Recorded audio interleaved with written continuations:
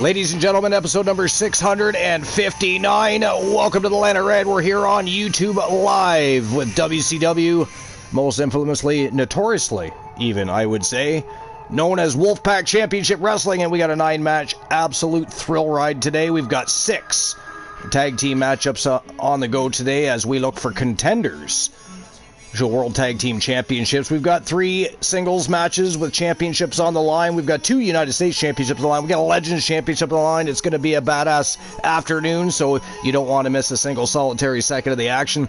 Sit down with a Coke and a smile, shut the fuck up, and enjoy the show, enjoy the community. But before we get started with any matches, before we get started with anything at all, we of course have Luke the Gooner 94 ready to rock and roll already here on the broadcast booth, and we're going to be talking just a little bit about football. We're going to be talking a little bit about Mickey James. We're going to be talking a little bit, actually, we're going to be talking about a lot of things, probably. It's Luke and I. That's what we do. We talk. We talk about shit. Sometimes we talk about shit we don't even know about. So, you know, it's just the way it is. It's the way things roll, and we love the way things roll. As do all of you, so don't fucking lie to us. You know you love our serenading voices. The serenading voice of Luke the Gooner 94 and Archer, all in one spot. Ready to rock it out for a great wrestling show. That's what we're doing today. But 659 today. We're one show away from 660, which means we're only 41 episodes away from 700. So, I mean, that's a milestone and a half. Of course, we already passed a milestone with 650, but now it is on to 700. But, so anyways, Team Arsenal plays today, and ended up with, so they were down 1-0, and of course they hit a couple goal posts. They weren't necessarily, they didn't start off on the right foot in footy today, if you will, but they sure ended on 2 right feet. I'd say a left and a right, but it's 2 right feet because they won 2-1. It was a great game. I didn't watch the game itself. Luke did. I just watched highlights. So I can't tell you about as much as the game and what happened as Luke can. So he will definitely be able to fill you in on exactly what happened. But the highlights were sensational. And even, you know what, even the goalpost shots, man, they were good shots. They just didn't go in. I know, I was getting so pissed off, me, man, because he was fucking all over. I mean, I can just imagine. Yeah, I can just imagine. Yeah, suddenly they get that corner. Why did he he kind of just, for the goal that Newcastle scored, he kind of just, why did he leave him? Why did Gabriel leave him? That's a very good question. He lost his man in the box. How big is a soccer net? Or a football net? What is it, 30 feet? Yeah. A 30-foot net, yeah. Have you ever got so mad? Defenders shouldn't be doing that though. That's what I mean. Like, he's an experienced defender. Have you ever made up for it with a winning goal? Didn't he? Have you ever got so mad watching a football game that you literally yell at the screen, "Come on, it's 30 fucking feet," and you can't get it in? But yeah. It's when people can't. It's when people It's when they take a penalty. When they miss something at the open net, it's like you get paid all that money to carry the squad for an empty fucking goal. What's the highest scoring football game you've ever seen personally? Or if you know what the highest... I've seen a game. I don't know what league it was, but I've seen a game before that finished like fucking... Oh god, about 6-5, 6-6, stuff like that. I've seen like... Rocky Blazing Star, we see you. Welcome in. He says... I've seen 9-1 before. Aston Villa beat Liverpool fucking 8 goals to 1 or something, 9-1 or something. I swear, it was just some freak result, like... I don't know, man. Rocky says they're going to talk shit as always. Well, Luke, okay. Archer? Nah. How dare you, sir. But welcome in, Rocky. We've got a great show lined up today. We got 6 tag team matches. We're going to have some new #1 contenders, because we're going to end up with a fatal 4-way elimination match for tag team gold down the line. We've got 3 tag team matches in the men's division, 3 tag team matches in the women's division. So it's going to be a rockin' afternoon. Morgan and Tessa James are in action today. Team Arsenal is in action today. The Coalition is even in action today. It's going to be a great day. But right now we're just talking about just a little bit about some footy.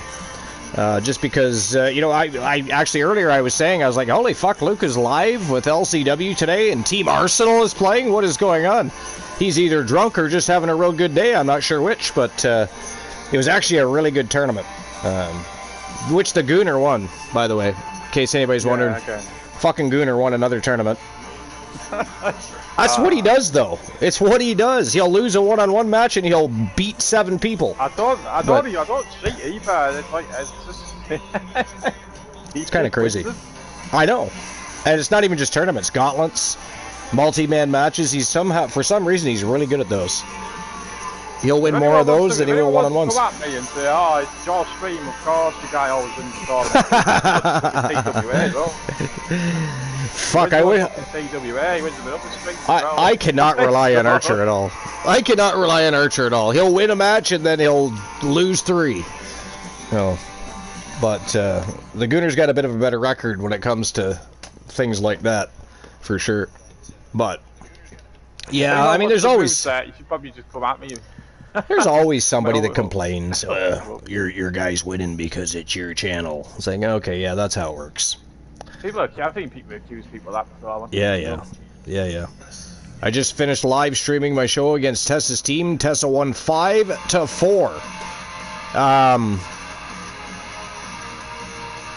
So what was it, like an Iron Man match? Was that what it was? Iron Man match? Like, what are we talking here? You're 5-4, I got that. And it was against Tessa's team. But was it... Oh, okay, 9 matches and they won 5 of them. Gotcha. Alright, so what... was there any championships on the line? Did you guys have championships on the line today? Or were they contender matches? What was going on? What, LCW? Yeah, I don't know. Oh, you're talking about Rockies. Rockies, yeah. Yeah, okay. Yeah. I haven't been in Rockies stream before. I mean, I tried to get into Rocky's stream the other day, and I popped in, and he was just gone. He was gone. He had something he had to take care of, so he had to stop broadcasting his show. And Boss Apollo does that all the time. He'll announce that he's live, and then you go to his channel, and he's not there. It's like, where in the fuck did Boss go? But have you ever done that? Go into Boss, and he's not there. It's like what the fuck? Yeah, you just posted 10 minutes ago, sir. I've read his fucking movie and he's not there before. Yeah, that too. Yeah. He's just got some sort of rerun playing or something going on. But he's not actually there. He's sleeping somewhere. Lazy bastard. How dare you, Moonraider? He stopped doing that, by the way. They give you a channel now. He's not doing that anymore. Well, I think he's still doing some of it. Like, pretty sure he had... Well, I don't know if the reruns or if he's just... Because I think sometimes he's literally running the match. I don't know if he sets a fucking alarm and wakes up to keep things rolling or how he does it, but I've literally seen him, like, his channel will be live for, like, 20 hours and shit. It's like, how the hell does he do that? I don't know. I don't know why he does that. I don't know why, and I don't know how. But it's definitely happened. Very interesting, I'll tell you that. Tag Team Nightmare Championship and the Horror Tag Team Championship. You guys got some interesting championship divisions. The Nightmare Championship Division and the Horror Tag Team Championship Division. Very interesting. You guys must have been lifelong fans of horror movies. You guys, speaking of horror movies, you guys ever watch horror movies when it's Halloween? Halloween oh yeah. Oh yeah. Yep. I would say probably my favorite horror movie of all time is probably Poltergeist. I don't know if you've ever seen it or not, but... Yeah. Well, actually, sorry, Poltergeist 2. Poltergeist 2, to be specific. How do you guys celebrate Halloween? I mean, I really don't. I mean, if my daughter wants me to go out with her or whatever, I'll go out with her. But I even when I was a kid, I really didn't go out knocking on doors and trick-or-treating. I lived in the country, so we had parties, and we would dress up in costumes, and a whole bunch of us would show up, and we'd have a bonfire, and we had a good time that way. It's too fucking cold. You know, I do live in Canada, and specifically when I was a kid, it was a lot colder, a lot more snow and ice. Believe me, I went trick-or-treating when I was younger. I was a kid. Did you dress up as? Did you dress up as a member of Team Arsenal? Were you a footy player? Don't lie to us. I can't remember what it was. I want to see you dress up as Mickey James. Oh, definitely. Man. That'd be great. If you ever do that, you got to take pictures. You got to take pictures because that would be excellent. That would make me gay, though. That would make me actually. Yeah.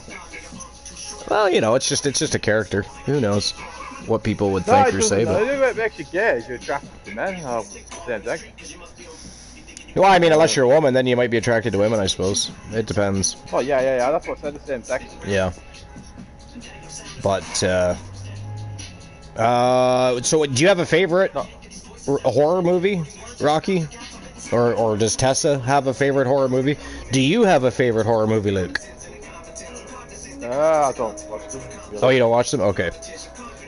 I mean, some of the newer horror movies I've liked are the Insidious movies. I liked The Nun. What are the other ones? I'm trying to think of the name of the ones I like. It's got these people that go around doing exorcisms for people. They've done a whole slew of movies. Actually, I think the final one just came out, and it was a popular. They're pretty famous in the States. It was a husband and wife. The husband was a minister, and she was some sort of psychic or something like that. I'm trying to think of it. Why can I not think of it? Because I actually did like the movies, but for some reason I can't think of it off the top of my head. Is there actually any good ones? Is there any ones that you can watch start off with? Like to just start right off the hop with that you've never seen before? Yeah. I'm not really into horror, but I would say the Insidious movies. They have a good story to them. I wouldn't say they're scary as fuck, but they're interesting. They're more I mean, they call them horror. I consider them more thriller than horror. But there was scary elements. Like horror movies are supposed to be scary from the time you start the movie to the time you finish. More thrillers are kind of things that surprise you throughout the movie here and there. Like I don't consider Dracula, for instance, a horror movie. I consider that more of a action thriller of some sort. Yeah. But I do like the Dracula stories.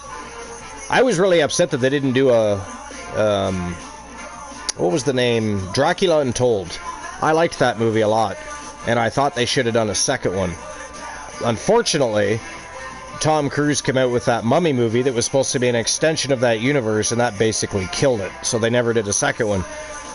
But the movie Dracula Untold was a really good movie. Really good movie. So I was disappointed they never did another one.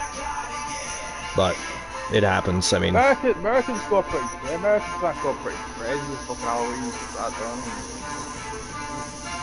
No, most people don't even dress up as like when you go back far enough, Halloween was all about headless horsemen and scary stuff, right? Nowadays, people dress up as Pokemon.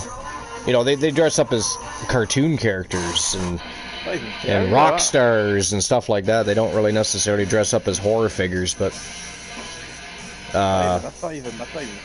No, not really. No. What's the point then? Exactly. I was always surprised they didn't turn Halloween into a holiday, though. They're always they're all governments. They're always looking for ways to create new holidays. Halloween's been around forever. It's a big thing for kids. I thought they always should have made Halloween a holiday for people. What, is it holiday, isn't it? Not here. No. Oh, the Canada. Yeah.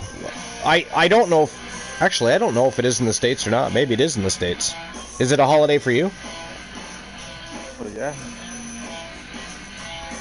Oh, interesting. What's supposed to be that? Like off work? Yeah. Like a holiday.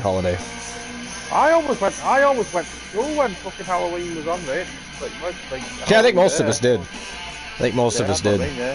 Yep. Yeah, unless it happened to be on a weekend, which happened, on a weekend, Halloween was a weekend. But... Yeah. Yep. I think Rocky, you're from the States, aren't you, Rocky? Are you from the U.S.? He's from England. Oh, is he from England? He's from Newcastle. Oh, well, I didn't know that. I didn't know that. He's from Newcastle? Yeah. Newcastle just got their asses beaten footy. Rocky. Take that, Rocky! He doesn't even like football. So. I know, yeah, I don't think he does. But I still had to throw it out there. You know, it had to be done. But Newcastle United is a far better team. I do today, I'd be deserve to win. I was pissed off. Next time somebody from... No hate towards Newcastle. What are the teams? What are the most hated teams in football? Like, no matter where you're from, what are the most hated teams in football? Man United, Chelsea. Man United and Chelsea. Man City, because they just spend loads and loads of fucking money on players. Yeah. Money on the game. See, over here, Man United is worshipped. You know, probably because they've won the most championships throughout history or some damn thing. But I wouldn't say I hate Man United. I respect Man United, though. I don't respect Man City. That's a different. North Americans are weird though, because they will love whoever's winning. Right? If they're losing the next season, they'll just choose a different team. That happens a lot in North America. Not a true fan, though, no, it's not. It is not. Right? Like, for instance, in hockey, I've liked the same hockey team since I was young, because that was our family team. They don't win ever in the playoffs, but I mean, you know, I've just never been a fan of jumping teams, you know. They're winning this week, so I'll like them. Next week they're going to lose, so I'll pick a new team. I've never been a big fan of that kind of thing. Like, I've never been a big fan. If you're going to be a fan, be a fan. You know, don't be a wagon jumper. But yeah, next time somebody from the U.S. comes in, I'll ask them because I don't know actually if that's Halloween. That's not being a real fan, though. That's not a real fan. No, it's not. It is not. But yeah, I don't know if Halloween's a holiday in the U.S. or not. I know it's not here. I think people would like it to be. It just never has been. It's never. Really? Yeah, I've always said so. Why not? Like, you can enjoy it even on a fucking week. On a week there. Yeah, exactly. You get a week. You get a it's day like off school. It's like even Valentine's Day. Valentine's Day is not a holiday here, and instead of making it a holiday, they made a brand new holiday about a week later called Family Day. It's like, why the fuck would you not just make Valentine's Day the holiday, you morons? Like, why would we... Halloween a holiday, man. Fucking hell, you have it 2 years. It should definitely be a holiday. It should absolutely be a holiday. Why not?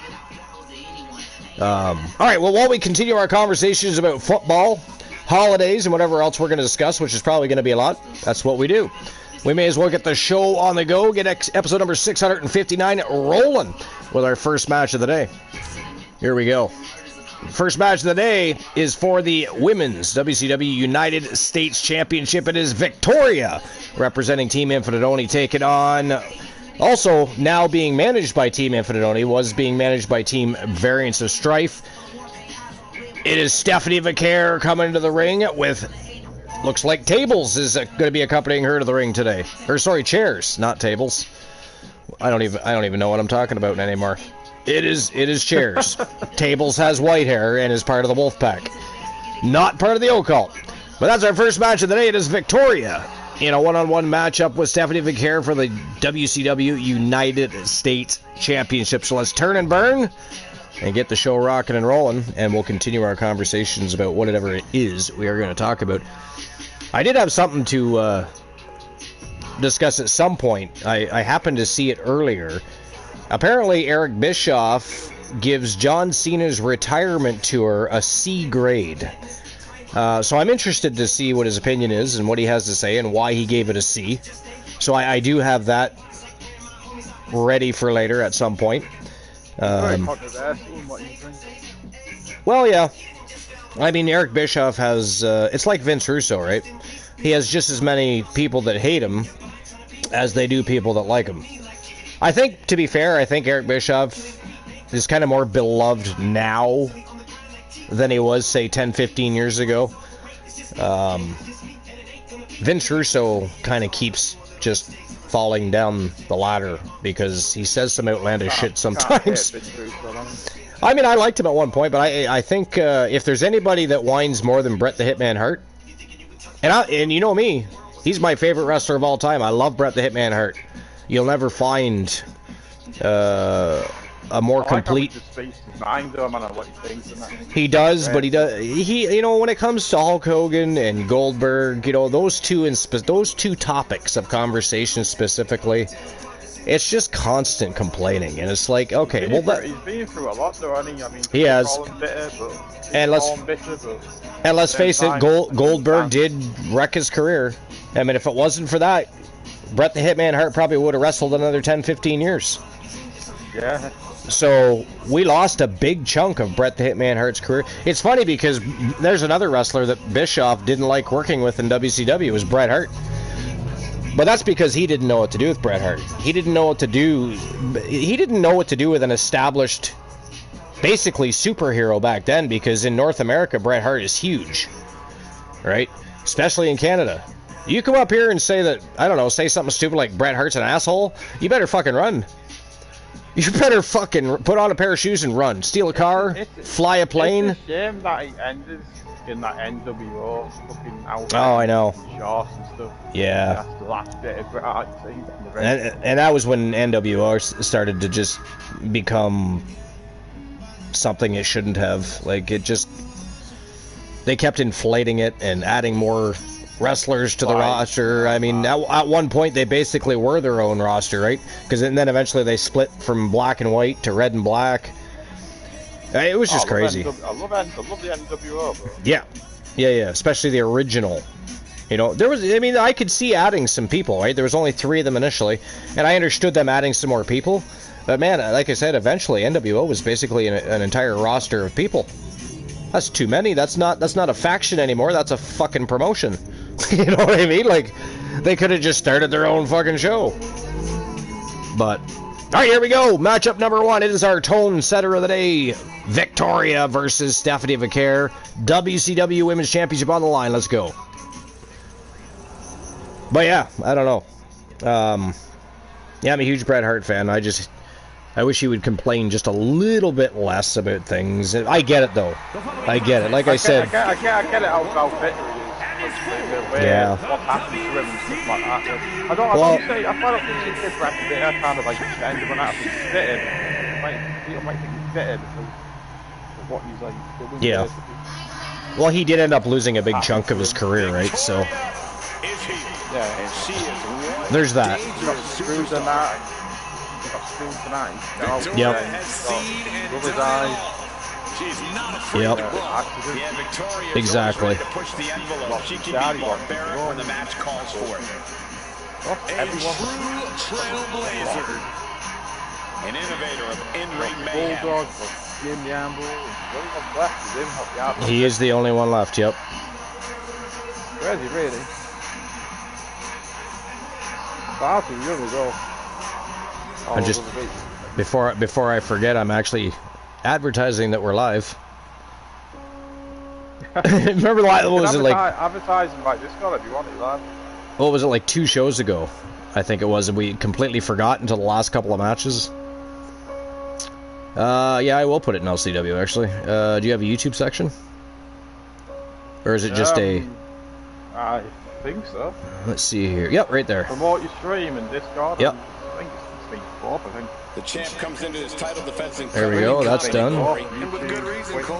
When you're the champ, you don't I'll have to drop it in our make sure you Discord as well. That is the champion's advantage. There we go. And I already put it in on X. Oh, look at that. Joe Link is catching up. Joe Link is catching up with the recaps. He's almost there. I think he's working on episode 657 right now. He's been so busy, he hasn't had a chance to fully catch up yet, and here I am live again. He's gonna be like, God damn it, Archer! I was almost caught up, and you had to go live. But so yeah, so I'm sorry. I asked you earlier, and for some reason I just didn't hear what you said. But what's the highest scoring football game you've seen? Even if it's not the highest scoring of all time, just the highest score you've seen personally, or both, if you know the answer to both. What do you mean by like actual proper match. Like I've seen like people. Yeah, like a. I've seen people like Sam Marino, the worst team in the world. I've lost about 17 nils or so. 17 nil? Yeah. Holy fuck balls! They're fucking shit. That's not a footy game. That's a fucking slaughtering. Holy shit! Did somebody get fired after that game? 2 professional games in the history. San Marino, the worst team in the world. That's fucking insane. That's the regular thing, San Marino. After they lose by double digits most of the time. 17 fucking nil. What in the blue hell? They get beat like 12 nil. Well, really just like getting this for San Marino. That's insane. And sorry, who was playing? They're called San Marino. Look into it. They're the worst team in the fucking world. And they're the ones that lost? They've only ever won 2 professional games. The eyes of each individual. Only razor sharp they only beat focus the when same team is twice. on the line. Welcome in, Boss King. Do we have a superstar of the week? If not, we should get one. I mean, you'll have to ask Joe Link. He's the one that takes care of all of that stuff. Match of the week, greatest matches of all time, stuff like. I mean, I don't touch that. That's Joe's thing. You'd have to check the recap section. Opportunity is knocking for one competitor to remain. But I mean, that's some heavy competition. That's still a lot. That is still a lot. 9-1. But 17 nil. That's not, like I said, that's not a football game. That's a slaughtering. Like, I wonder if somebody lost their job over that game. Wow. That's insanity. One of the worst games that I watched in my fucking life was Man United beat Arsenal 8-2 in like 2012, and that was horrible. Wow, springboard attack. 8-2, yeah. Now, did they have a lot of? That was bad wave. Bad wave, like not like 3 of our best players and didn't replace them for that match. Like, were they plagued by injuries or something, or what? What was? Why would they lose so badly at that point? We lost Fabregas and we lost Nasri in the same transfer window, and we didn't replace them. Oh, okay. Victoria We're going through stage like losing. We're in a different way. We're going through stage like losing our best players every year. So it was like a rebuild going on, type of thing. Yeah. That's still crazy though. Every year, every season. Being overtaken here, driven into the corner. This is like a long time ago. It's different, obviously now. Arsenal's gonna win it all this year. Big right hand. That's what's gonna happen.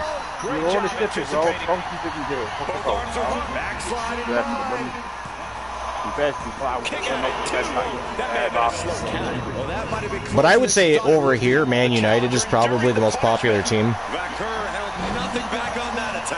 I mean, for obvious reasons, they're the team known for winning a lot, right? Again, North Americans can be a little bit weird when it comes to, you know, winning. You don't hear a lot about Stan Kroenke now, the hate for the Arsenal fans, because Arsenal are doing well now. Yeah. Who else played today? It wasn't just Arsenal, and it wasn't just the Arsenal game today. Who else played? I think Spurs played Wolverhampton. I think Spurs played Wolves, I think. Did they? Yeah. Disrespect. Beautiful moonsault to follow. Oh, did they? That's 2-2. Yeah. I actually I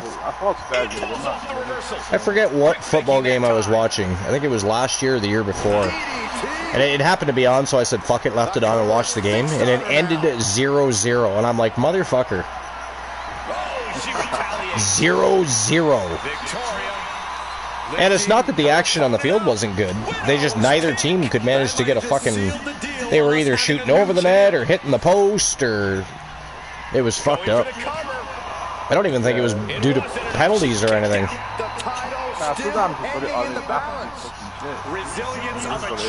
Yeah, I mean, every sport's like that to an extent. You know, like even in hockey, I've seen 0-0 ties. Not as often these days, because they've, you know, changed some things, right? They've made the game a little bit easier to score, really. But climbing the turnbuckles to the top. I don't know. Yeah, I don't really do that. But I mean, every professional sports league goes through periods of time where you turn it on and you're watching garbage, and the next game you watch is one of the best games you've watched ever, type of thing. But yeah. I hate when you don't, you switch it off and you think it's boring, and then you click later on, it's starting, yeah. Turn it off. You turn it off because you think a team's gonna lose, and then all of a sudden you switch back and they're winning. It's like, what in the fuck? What the fuck just happened?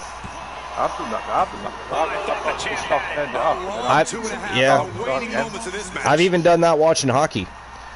You know, change the channel because my team's down 2 goals, and then I turn back to watch the final period or final half a period of the game or something, and all of a sudden they're winning by 2 goals. And it's like, how in the fuck did that happen? What did I miss? But yeah, I hate that. Yeah, I don't get fans that leave from the games and yeah. Well, I mean, depending on where you are, I can see if you left a few minutes early, maybe just to get the fuck out of there before the chaos starts. But holy shit! That is it. That is all, ladies and gentlemen. The winner of the match and your new WCW United States Champion, representing Team Infinite Oni, Victoria, with the big W over Stephanie Vicaire. She's going home with the gold. Holy hell.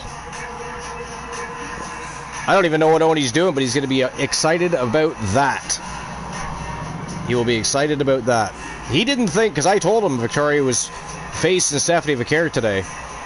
And of course, he already watched a match where Stephanie Vicaire happened to beat Victoria. And here she is beating Stephanie Vicaire and taking the championship home. Dethroned is Stephanie Vicaire.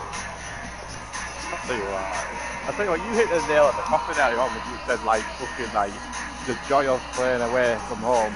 Yeah, I know what you mean by that. Yeah. I know exactly what you mean. Yeah, road games are always the toughest. You know, you don't have that same... you might have some love out there, but it's not going to be to the same extent as if you're playing on home field. You know what I mean? Especially the way they stick the fucking fans in the fucking top stands, but they can't see them. And I mean, if you're getting just as much love on the road as you are at home, then what in the fuck is wrong with their team? You know what I mean? I know, right? What in the fuck is wrong with their team? It's definitely different. Yeah. It is. Look at that. New WCW United States Champion. Take that, Oni. I don't know if you're listening, if you're lurking. I'm sure he'll be here at some point. But he was not 100% positive that Victoria would be able to get the job done. A legend that just inked a contract with TWA not too long ago is now your new WCW Women's United States Champion. You basically want to try to balance the crowd in a road game or Yeah. Yeah. I mean, it doesn't matter what sport either, you know, football, basketball, hockey, baseball, it doesn't matter. Home games are always, well, they should be easier, or at least more, even if it's not easier, depending on the team you're playing, it's probably a whole lot more fun because you're at home, you're more comfortable, you got the fan base, you know what I mean? So it's just different. Yeah, but you're not going your way, the opposing fans will just cheer, they'll just start, they'll get behind the referee and the play off. Well, look at football too, though. Like, I mean, football have some of the most savage fans in any sport. In any sport. You know what I mean? But well, that's why you've got to separate them. Like, yeah, because I've seen some pretty fucking wicked brawls break out in football stadiums. Not gonna lie. You tune in to check out a game and it's a fucking brawl. It's like, fuck yeah, this is like wrestling and football all together. You know what's funny, right? They had a pre-season friendly thing, like, two for everything things. I think it was Manchester City and Man United, but they started to sit the fans together in the stadium in America and they started fighting with the fans. Yeah, that's crazy. That's a little crazy. Because those are two big. You can't stick two big rival teams in the same stadium together. It's crazy. And this is why you have a home section and an away section. Exactly. Yeah. Exactly. That's why you don't mix them. You know, you don't let them sit together, because that's just a recipe for fucking disaster right from the get-go. I've seen it in the NBA, but it's different. Yeah. You can't do it over here. Yeah, it is different over here. We don't have the same level of violence in arenas or stadiums here as over there. But Rocky Blazing says, I did not see that happen. I'm sorry, you didn't see what happened. Are we talking about Victoria winning, or are we talking about a football game? We're kind of going back and forth with both, so I'm a little unsure. Sorry with the red. Yeah, that might be it, yeah. I mean, I wasn't 100% sure it was going to happen either. I just, you know, Team Infinitodia had redeemed a match, and it hadn't happened yet, so I made sure it happened today. Victoria versus Stephanie Vicaire. And Victoria handled herself very well. I mean, she kind of schooled Stephanie Vicaire in that match, I'm not going to lie. You know? Victoria winning, yeah. Yeah. And not only did she win, like, she kind of schooled Stephanie Vicaire there. She took her to wrestling school in that match. Victoria was really good, though. You know? Victoria was a very good wrestler. She wasn't very entertaining. Like, if I don't know, the very rare occasion you'd hear Victoria on a microphone, it's like, all right, somebody take that microphone away. Somebody take that microphone away. I felt the exact... Victoria? Victoria, yeah. She was not good on the microphone. You know? I mean, I've heard worse. Like Ronda Rousey. Ronda Rousey on a microphone was so cringe, and I don't understand why. She's delivered so many interviews from her MMA days and her grappling days in jiu-jitsu, judo. Yeah, well, that's the thing, she does. But for some reason, when she tries to cut a promo, it comes off as cringy. And it's like, how? Why? It shouldn't, you know? I mean, just listening to her... if you go back to her MMA days, when she was talking trash and talking about kicking her opponent's ass, it was clear, you know? There was a what, who, what, where, why, and when, and, you know, it checked all the Bully Ray checkmark spots off. But then she comes to pro wrestling, it's like she forgot how to talk to people. Or something, I don't know. It was weird. She was not good on the microphone. Again, I have heard worse, you know. I have heard, I mean, for instance, Lance Storm... I don't think the was necessarily, like, bad, but she wasn't good at it. On the microphone? Yeah. Yeah, no, she wasn't great, no. She wasn't terrible. She wasn't great either. She was definitely a better wrestler than she was a vocal entertainer, shall we say. But I guess her in-ring skill kind of made up for everything else. And she was WWE champion, what, 2 or 3 times, I think. I'd have to look that up to see exactly how many titles she saw, but I know she's been champion more than once, for sure. You know who else I used to like? Jazz. Do you remember Jazz? Yeah, Jazz was good. Fuck yeah, she was good. Fuck yeah, she was good. Jazz could beat the shit out of you, man. Alright, before we keep on with our conversation, time for the second match of the day. It is the Coalition, newly formed team between the one Elijah Archer and All Ego Ethan Page. Taking on Chris Sabin and Alex Shelley, representing Team Luke the Gunner 94. It is the Motor City Machine Guns. This is the first of 6 tag team matches today. They are all contendership matches. The winners of the 3 matches will get a shot at the Champions Fatal 4-Way Tag Team Elimination matchup at the Stream Per View that is just around the corner. Next weekend is the 2nd annual WCW World War III pay-per-view. Oh shit, I said pay-per-view. Fuck me, I should ban myself. Stream Per View. It's because we've been talking to... Well, earlier we were talking about TNA, we were talking about, you know, a little bit of everything, so that was kind of stuck in my head. I gotta get that shit out. TNA still calls them pay-per-views. For now. For now. I mean, they are partnered with WWE, so theirs will probably become premium live events too. And that will be weird to get used to. But...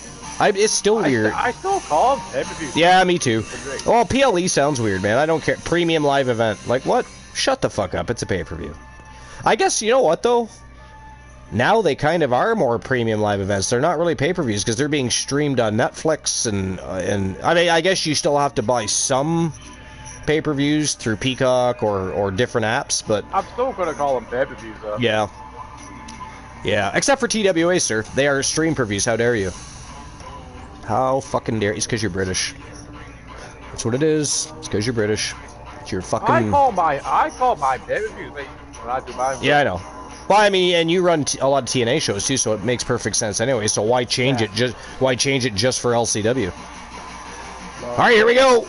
It is the Coalition versus the Motor City Machine Guns. Match 1 of our 6 tag team matches on the go today. Let's go. Rock and roll time. Turn and burn time. Make fun of Rocky Blazing Star time. Oh wait. Yeah, no, that's not a thing. We could make it a thing though. He is always fucking harassing us. We could totally make that a thing. Here we go. Here we go. Archer's been scouting All Ego Ethan Page for quite some time. He actually surprised that nobody else tried to get him to join their team. So finally, he decided, fuck it, let's do it. Let's bring All Ego to the Coalition.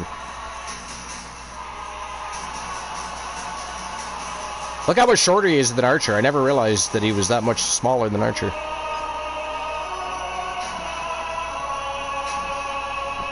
That's kind of funny. All Ego, Ethan Page, and the one, Elijah Archer. Yeah, Archer decided to hit the tag team division for a while. I mean, he's had some terrible luck in singles competition lately. Don't get me wrong, he added a couple Legends Championships to his resume, but he lost them both times. I mean, he lost to The Undertaker, and then he lost to D'Lo Brown, who, by the way, is defending his championship today against Kyle Riley from Team Life is Great, and of course representing the Wolfpack. The Horror Championship was character as horror, creepy characters, so I made Rocky Cross into Demonic Sheep for the Wyatt Sheep, and Mad Dog into the Destroyer. Tessa had the Undead Oh, interesting. Interesting. I still have to I keep meaning to download the Kick app so I can go join her stream. I'll do it later. I'll make sure I do it later, because I haven't got a chance to check out Tessa in action. So, and I of course can't run any shows on Kick because they don't have any links to PlayStation or Xbox or anything yet. You still only have YouTube or Twitch options. Or PS5 and other new gens can also use Discord. But who the fuck streams on Discord? You know, maybe 5 or 6 years ago they might have, maybe, but not now. Yeah, I'm sure people did before Twitch became bigger and between YouTube. I mean, they had to go somewhere, right? I mean, I know people that experimented with streaming on Facebook, but apparently that didn't turn out well. I absolutely, I don't know from personal experience.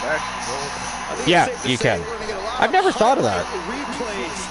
I mean, I can't directly do it because I don't have a PC, right? So I can't do it anyways, but... Because X has interesting algorithms, so it'd probably be easy to pick up viewers, I'm thinking. Yeah, true. Showtime and go time. Alex Shelley and All Ego Ethan Page starting things off. MCMG doesn't hesitate. Shelley and Saban go right after you. Michael, these men have held gold all over the world together and as single competitors. Motor City Machine Guns have been on fire since inking contracts with TWA. They've even been champions already. Looking to wrap gold around those waists once again. Now managed, of course, by Team Luke the Gooner 94. The team they're squaring off against. They've done their homework. They're coming into this fight as prepared as you can be, and that can be a difference maker. You can be a great team, but if your opponent has you scouted, you can become MCMG. very vulnerable. Yeah. Directed into the corner. They've just been really good. But I mean, look at some of the losses our streamer teams have taken to the regular superstars. Even Archer. Archer lost to Undertaker and D'Lo Brown this season. Shut your mouth, sir. How dare you? How dare you? I wasn't even done talking. You had to jump all over that like white on rice. That is fucking ghastly. It's, again, because you're British. It is because you're fucking British. Cameron Brown and Dean Brown as Zombie. Who's Cameron and Dean Brown? Are they wrestlers? Are they characters? Am I missing something? Are you being random? Are you trying to fuck with my head? How dare you? I know Tessa don't want to tell anyone, but she's leaving Kick in 2 weeks time because they're talking downstream, or sorry, taking downstream element away from their platform. I don't know what that means, but that sucks because I'm assuming she kind of likes streaming there. So is she going to come to Twitch or go to YouTube, or... Honestly, either one's good. I actually have a lot less problems on YouTube than I ever do on Twitch, to be fair. Not gonna lie. You know, it takes a little longer to get your momentum going, but we're doing very well. Our channel is doing very well on YouTube. I forget what we're up to now for a follower count, or well, they call them subscribers here, but followers, same. I don't like that they call it subscriber, though, because some people would probably think they might have to pay for that. You know, people that aren't... I don't know who isn't familiar with fucking YouTube, but you never know, right? People don't like to pay for subscriptions. There's subscription to it, the wazoo. What's up, Archer, everyone? Welcome in, Mufasa. Mufasa is in the house. She and I going to stream together. Nice. Now, Rocky, do you ever stream on YouTube? I do recommend it, if you haven't. Like I said, it does take a little while longer to build your... But, I mean, you can also get your Twitch followers to come over and watch your shows and get things... That's what I did.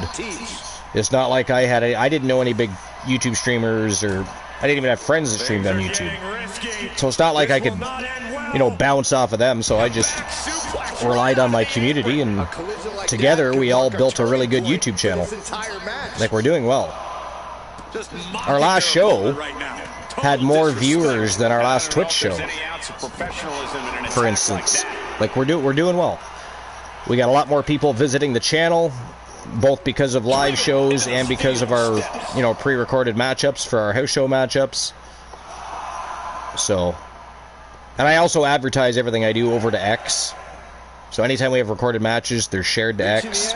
Anytime we have a live show, it's they know when we're live, and then I also share the VOD on X as well. And then, of course, we have community members on X, too, as well, so if they don't... Wow! Did we just lose by count-out? I was looking at the damn chat, so I gotta watch that again. I feel like the Coalition just lost by count-out. I mean, the Coalition was doing well there. What the hell happened? I looked down for a minute and a half, and the fucking Coalition loses? What in the blue hell? Ladies and gentlemen, the TWA office is open! Soul Ember's in the house. By the way, Soul, obviously, as you can tell, the broadcast booth is open, if you would like to join us. If you can't or don't want to, that's okay too. But the offer is out there, sir. It was... Ethan Page got counted out, he did too. So, ladies and gentlemen, the winners of the match, representing Team Luke the Gooner 94, Alex Shelley and Chris Sabin, Motor City Machine Guns, with a count-out victory over the Coalition. I can't even hate it, because I love the Motor City Machine Guns. I can't even hate it, but what the fuck? How can you not love one of the great? Our team's well done. Exactly. The Coalition are fantastic. I do understand your thought process there. But yeah, I like MCMG though too. I know that.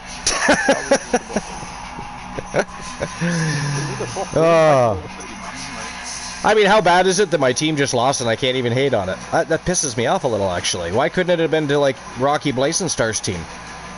Why couldn't it have been a count-out loss to Death Authority? I would have been pissed off. You know? We don't like Death Authority, those motherfuckers. They keep beating people up and taking championships, leaving destruction and havoc wherever they go. They are ghastly creatures by nature. So yeah, I would hate that loss by count out, but I can't even. Don't get me wrong. I'm annoyed that all ego Ethan Page got himself counted out. That motherfucker. But yeah, it's Alex Shelley and Chris Sabin. I can't hate it at all. I love them. You know, and they were just as good as singles competitors as they were in a tag team, and that's a rare thing. I'm just gonna throw that out there. That's a rare thing. Yeah, and they both won championships. You know, their TNA body of work is second to almost nobody. Like, they're such a good team. I'm so glad there's some people bitching that they don't think WWE's pushed them well enough. Like, well, they put the titles on them as soon as they got here. You know, they can't just keep putting them over time and time again because they're an already established team, folks. If they were champions, you know what I mean? If they were champions all the time, people would complain about that too. You know? Wow, what about the Street Profits? What, bring Motor City Machine Guns from TNA, put the title, blah, blah, blah. You know, it would be the same thing in reverse. You know? Yeah. Dude, I loved their X Division matches they had. Yeah, I know. That's what I'm saying. Like, their body of work in TNA was second to almost nobody. Like, there's not a lot of tag teams in the world better than the Motor City Machine Guns. Right? And they're the complete package. They can talk on the microphone, you know, they can get down and dirty, they can wrestle technically, they're great at high flying, so there's a little bit of everything there. They are just a complete package tag team. I put the Usos up there with Motor City Machine Guns. I don't think they're, yet anyways, I mean maybe eventually, but I don't think they're better than the Motor City Machine Guns, but they are up there. The Usos are a great team. They are a great team. And I got to give them their due there. But I don't know.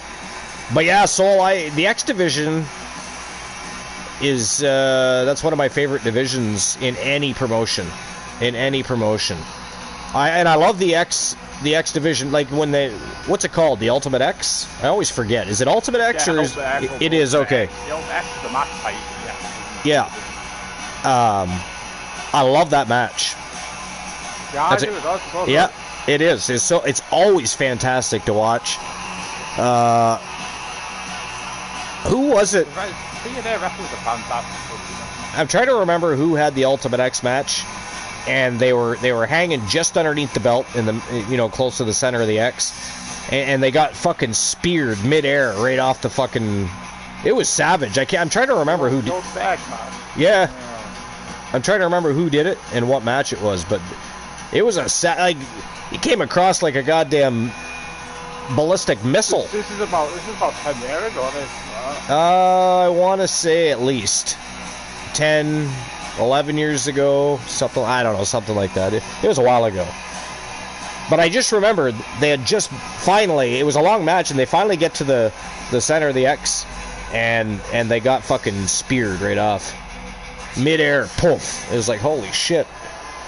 It was a great moment in that match. Archer, I got 21 on blackjack. Holy shit, well that pretty much, unless somebody can tie you with another 21 by the end of the show, that means you've wrapped that up. I don't think I've ever seen. Didn't the women have the Ultimate X match? Sorry, did they do what?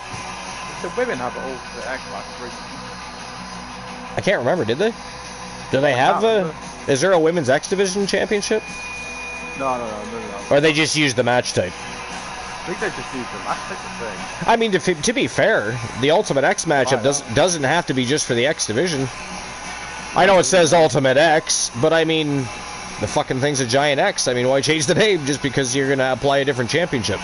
But I used to like the thing of the melt match, though. Yeah, me too. Yep, me too. The one where they have to lock inside, locking them in the cage as well for 30 seconds of it. Yeah. I was that one of those.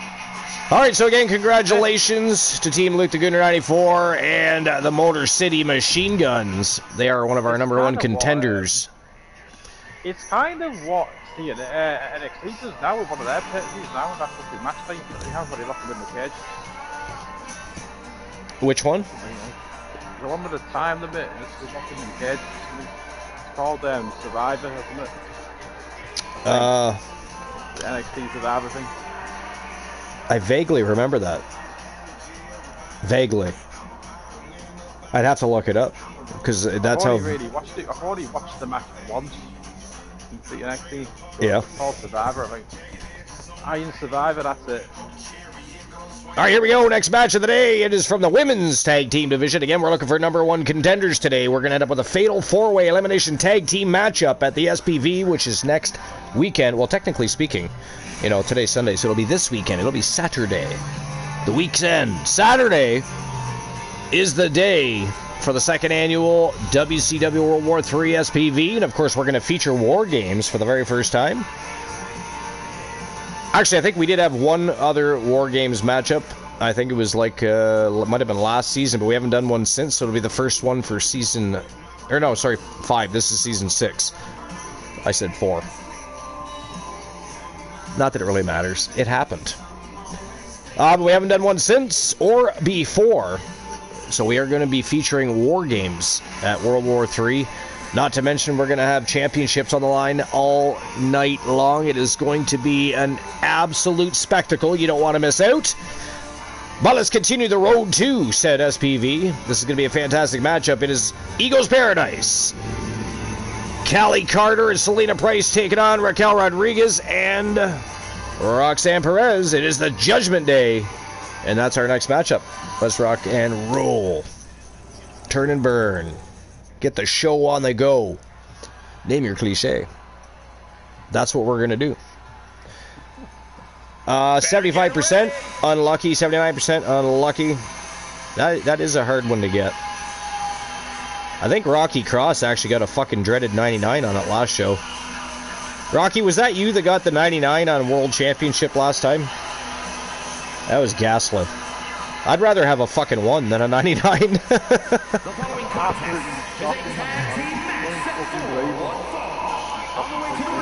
I know. Infinite Odie's in the house. Howdy, he says. Howdy right back. Howdy, cowboy. And the tag ain't working. I don't think I have it. I only have World, I believe. I forgot to actually add tag. That was the other one I did want to add. World Championship and World Tag. And I keep forgetting to do it. I mean, look how long it took me to get the whole thing working to begin with. The new Shield is growing with our new members. I mean, it is. It is. They haven't really been featured a lot lately because they were on a bit of a losing streak there for a bit. They were on a bit of a losing streak. So it's been a couple weeks since we've seen the new Shield. They're lamenting about what they did wrong. Your new Shield will be cracked soon. Nice. Nice, Soul. Love the pun there.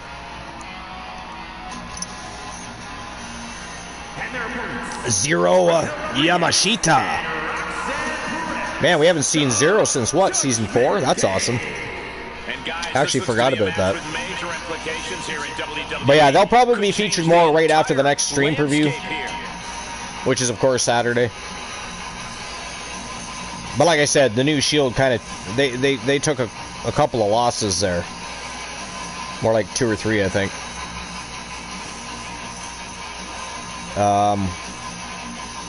Soul says, don't piss off the Giant. Who has already, since re-inking a contract with TWA, managed to win himself a championship, ladies and gentlemen. Yes, he has.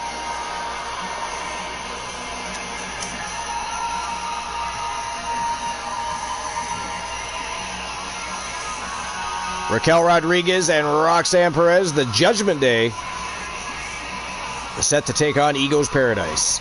Callie Carter and Selena Price. One fall wins it all. It is a straight-up tag team matchup. This reminds me of WCW. You have all these and all these stables and factions. Then you have the only giant. That's kind of true, actually. Well, other than Damien, I guess, and War the Machine, but they're not quite as big as Jack, though, either. But there are a couple of other big guys. Not many this season. Placing her against the turnbuckle. Lost King says we are coming back with a new look and a new attitude. Everybody wants a new look these days. Incredible. I mean, between Boss Apollo and Rocky Blazing Star. Why do you guys change your wrestlers every time you lose? Tag. They've made more changes to their teams this year than most people when they change their fucking underwear. Right here with that display. They don't have the Giant in their name. Hit hard, straight into the pin. That is why, Soul Ember says.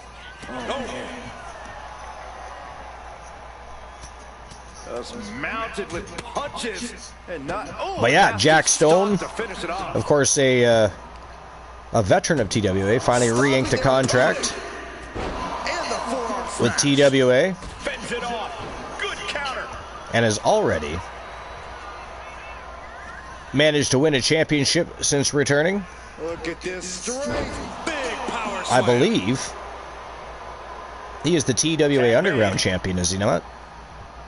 Yes, he is. Yes, he is. TWA Underground champion is the Giant, the big SOB, Jack Stone, from Team Soul Embers. Everybody's about to bear witness to the Triangle of Terror from Team Soul Embers too. And Perez saw that coming. They're about to make their stable debut here shortly. Now.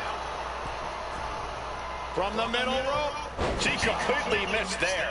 She makes the tag. But yeah, anyways, Telegraphed that one and delivers a blow to the gut. back to what we were talking about earlier. Actually, what were we talking? Did we finish the football conversation? We were on to something. We were talking about Ultimate X, weren't we? Yeah. I absolutely love the Ultimate X matchup. So do I. Yeah. So do I. And I always say, because at one time they really did only use it for the X Division, but I remember saying, man, they should have like a World Championship Ultimate X match or something, or, you know, put the tag team titles in there. You know, that would have been phenomenal. It's a great matchup. It's always exciting to watch. I mean, I get there's some people that, you know, like you're never going to see, say, Pinpointing the leg in a corner. Big Show or somebody in an Ultimate X match, because they would just pull the whole fucking thing down. You know what I mean? Like, they wouldn't be able to hang from that like some of the guys can. They would literally pull that shit down. But yeah, I love that matchup. She still has enough energy for a simple kick. Kick down. It's probably one of my favorite match types, actually. Is this enough to do? You know, a match type, and it's quite popular, actually, but a match type I was never overly fond of is the Buried Alive match.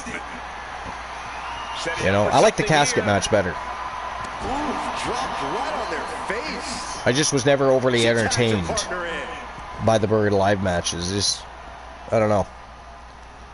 Just didn't do it for me. From behind, hoisting their opponent up. Just did not do it for me. Did anybody else like the Buried Alive matches? Do you guys like Buried Alive matches? I mean, I don't knock anybody that does. Yeah, I don't like it. The Inferno match too was poor. Yeah, She saw that coming. agreed. The Inferno match has never really been that good, guys. No, yeah. I've never seen a good Inferno match. Like, there's a little bit of fire, and that's it, really. You're not really seeing much. Although I did enjoy one. It's kind of cool when the ring's all Rocks the ring jaw match their all set fire opponent. and that. It looks kind of cool, but What on earth is this gonna be? Match, but this is like, that wasn't even that good. I mean, nothing to do with a Inferno match, but I liked the time that Kane attached the fucking jumper cables to fucking Shane McMahon's balls. Do you guys remember that? Yeah, I remember that. From up top, right. That was fucking hilarious. Outside. That is kicking things into a whole new gear. Rocky says he doesn't care for it either. Yeah, I don't think, and that's the thing though, right? There's never even really been a good Inferno match, so what's there to like, really? I've actually seen a couple Flaming Tables matches that were better than the Inferno matches were. And they weren't even from that company, so. Soul says I was laughing so hard I nearly cried. Yeah, that was a funny moment in history is when he did that to Shane. It was a little bit shocking too, right? Because you don't really expect that to happen. I mean, I could see it happening, like he attached it to his ears or some shit. But he fucking attached it right to his nuts. I wouldn't want someone to do that to me. No. No. No, that would not be fun. You do. Pair of twos, I believe, unless somebody's rolled a higher pair, that would put you in the lead for dice as well. And she's set right into that corner. And I forget what the, I don't know if it's popped up yet or not. And a hammer fist right across the collarbone. When it does, I'll pin it to the top like I always do.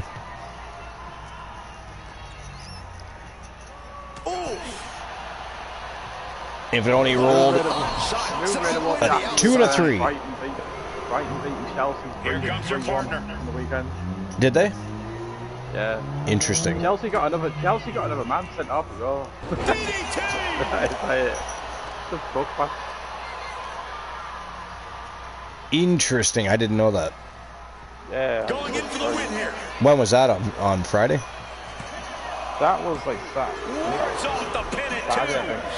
Oh, okay. Oh, Oni. By the way, you're definitely going to want to watch the first match of the night. You're definitely going to want to watch the Tone Setter, my friend. Victoria versus Stephanie Vicaire, WCW Championship on the line. That was a very interesting match.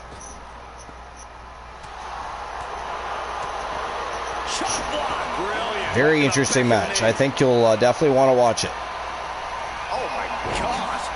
3 and a 4 for Boss King.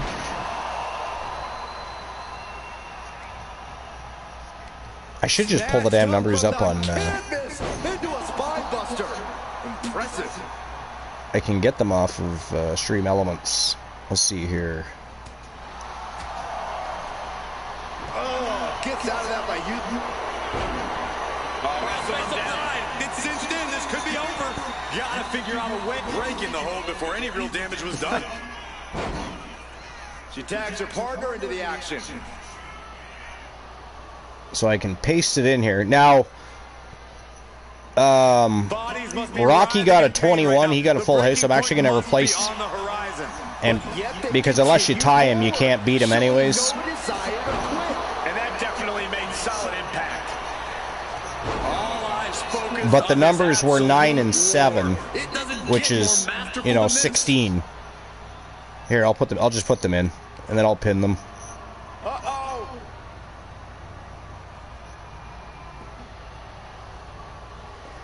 Fought back with a punch to the gut. Whoops, that's not what I wanted to pin. Fends off the attack with an elbow. Let's remove that. Look at this. Looks like Perez Just as I was trying to pin that, Boss King had said something. That's what they call me, the hot shot. Perez caught by surprise. There we go. That away. So the lotto numbers are 1, 2, and 4 in any combination of those numbers, obviously. Sent right into the corner. Dice was 1 and a 5, but Rocky got a pair of 2s, and it was 16, 9 and 7 for blackjack. But Rocky's got a 21. He's smashed the house down. So you got to tie him for a playoff. Otherwise, he's going to win that for sure. Great reaction from Perez. a masterful display. Otherwise, he's definitely going to win that for sure. Got the arm trapped. Looking for the maestro cradle. Kick it out before the 4 to 1. The fact that these superstars can still be moving Got to get a pair of 3s to beat those pair of 2s. I don't think anybody's got there it is, making sure her team stays in this one. any combination of 1, 2, and 4.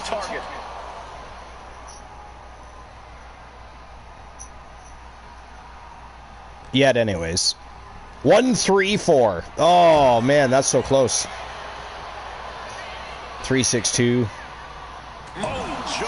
7, 5, 4. But that 1, 3, 4, that's gotta hurt. That's gotta hurt just a little bit. to get 1-3-4 instead of 1-2-4. Oh, what a DDT. She's got her down for the count. She might end it here. She gets the shoulder up. Really, The welcome into the show keeps popping up, but the other ones have not, I don't think, yet, for whatever reason. I actually really like Roxanne Perez, me. Yeah, me too. Good. Me too. It's cinched in. This could be over.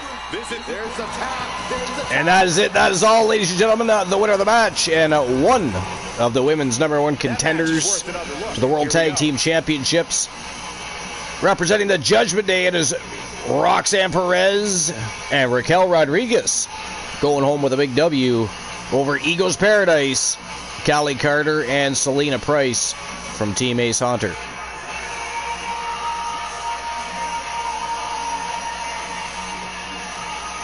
Big win for the Judgment Day and Roxy. 5-1 for Boss King. 6-2-1.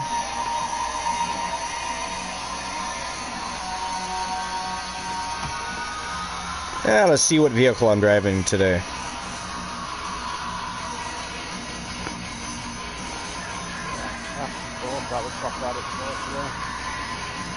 And then I forgot to hit. There we go. I'm driving a boat. Nice. I mean, I don't know what good a boat's gonna do in an arena, but okay. I am a moose. An incredibly impressive showing by this tag team. Each of these women, I mean, hopefully at least I'm a bull moose. I don't want to be a cow. It's got to be a bull. Got to be a bull. All right, again, congratulations to Raquel Rodriguez and Roxanne Perez. And the Judgment Day, for that matter. Big W over Ego's Paradise. Here we go. Next match. Mad Dog and Joe Davis from the Death Authority. Looks like Rocky Cross and Joe Davis going to be escorting them to ringside. This could get ugly really quickly. But it is Death Authority versus DIY. Tommaso Ciampa and Johnny Gargano. That matchup is next. It is next. They got to come out as a full faction against Tommaso Ciampa and Johnny Gargano, apparently. Hopefully somebody in the back is there to help out DIY just in case it's necessary. I mean, if Mad Dog and Joe Davis aren't intimidating enough, we got Rocky Cross and Joe Davis, former world champion, escorting them to the ring. Death Authority is coming in full force against DIY here. Rocky Blazing Star is a Cobra. And driving a train, apparently. Oh, wait, no, that's Mufasa driving a train. Of course Mufasa would drive a train. You know? Don't pick like a Miata or a bicycle or something small to run through. Let's just drive a fucking train through. Thank you, Mufasa. We appreciate the damages that are going to be, you know, occurring due to a train driving through the fucking arena. That's ridiculous. How dare you? How dare you, sir? He's on the struggle train. He is on the fucking struggle train. I mean, it's better than the struggle bus, I suppose, though. The struggle bus was a little bit, you know, that thing needed to be, it needed some resurrection, you know? That vehicle was dying. And it needed some restoration going on. Look at the jacket of Mad Dog and Rocky Cross and think of whose jacket they stole. I mean, right now they're half butt naked up there, so I'm gonna have to wait for them to, because of course those are the menu poses, the poster poses. I'll have to wait till they start coming out to the ring to see what you're talking about. You had to give it up to Woozy. Boss King is driving a garbage truck. Well, I mean, that's not a terrible idea. You know, people throw their shit after purchasing shit off the hot dog stand.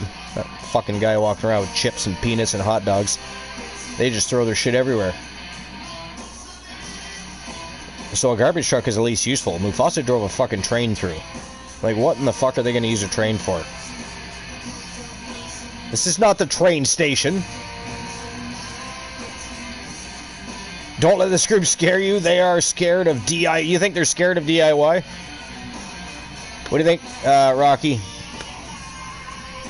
Soul says that Death Authority are secretly scared of DIY. I don't know. I mean, maybe Tommaso Ciampa. I don't know if anybody's really scared of Johnny Gargano. Tommaso Ciampa can be a little nutty, a little crazy, a little loco, right? See, I can see somebody being intimidated by him, but Johnny Gargano, unless you're having a submission match, you know, or a pure wrestling match, then I would be afraid of Johnny Gargano because he is Mr. Wrestling. He is very good in the ring technically. They have to bring 4 people. I know, that's what I said. Rocky says, "No, we are not scared of DIY. How dare you?"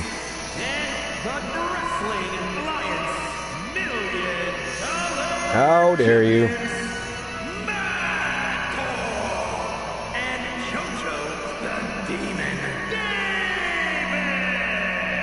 Joe and JoJo Davis,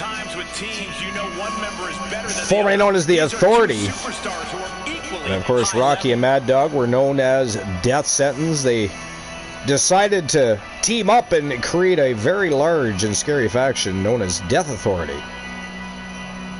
We got a pure submission champion in there. One half of the WCW World Tag Team Champions is in there. Wonder why JoJo doesn't have his title on him. You think JoJo would have wore his belt out too? Interesting. Curious. It is.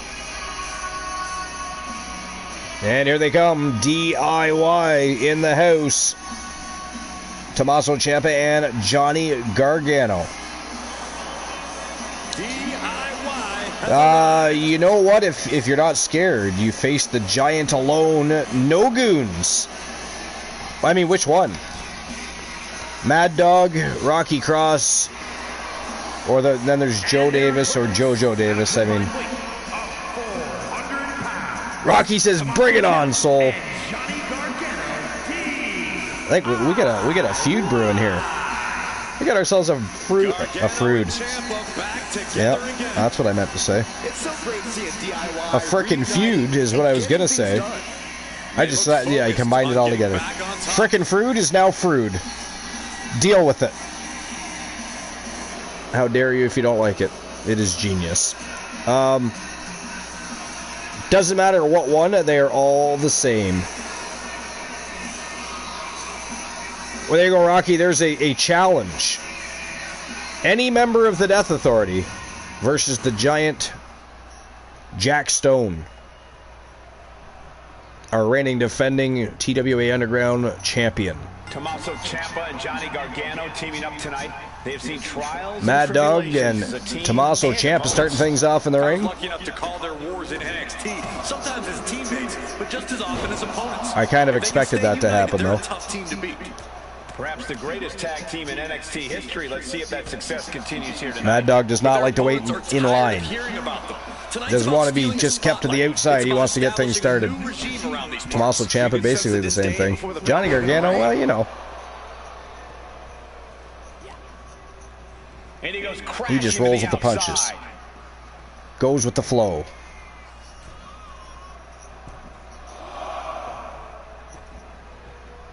Quick back elbow. Detours. Look at interference already being run by JoJo Davis on the outside of the ring. Or wait a minute, sorry, that's Rocky Cross. JoJo Davis is Mad Dog's tag team partner right now. But already looking to create havoc is Death Authority. Already interfering in the matchup, or trying to distract the attention of the referee is what he's up to. He's zoning in. Mad Dog will kick giant ass. No way. Let's hope he lasts longer than the last champion, Randy Blazing Star, a.k.a. Mad Dog. versus the big SOB, the Giant, Jack Stone from Team Soul Ember. You know what? That's a great fucking match right there, though, when you think about it. Wait a minute, are we putting titles on the line here? Because Jack's got a title. Mad Dog has a championship. No one wants a count out here. Mind you, his championship was a tag team championship, so I guess that doesn't... But are we putting the Underground Championship on the line here, or is this a straight-up matchup for now? Because, you know, fuck that guy. We're not giving him a title shot yet. He's got to earn his shit. I don't know. What's going on? Talk to me. What do you want to talk about when it comes to that championship situation?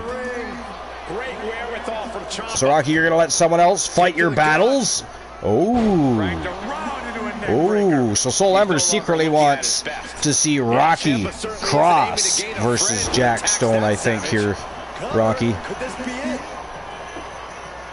No title, he hasn't earned his title shot. Fair enough. Fair enough. Just because he's won titles doesn't mean he's earned a shot at that one. You are not wrong. But that's interesting, right? Because in the end, it seems like maybe Jack Stone would like to face Rocky Cross. Mufasa says Soul is talking mad shit, and that will probably cost him.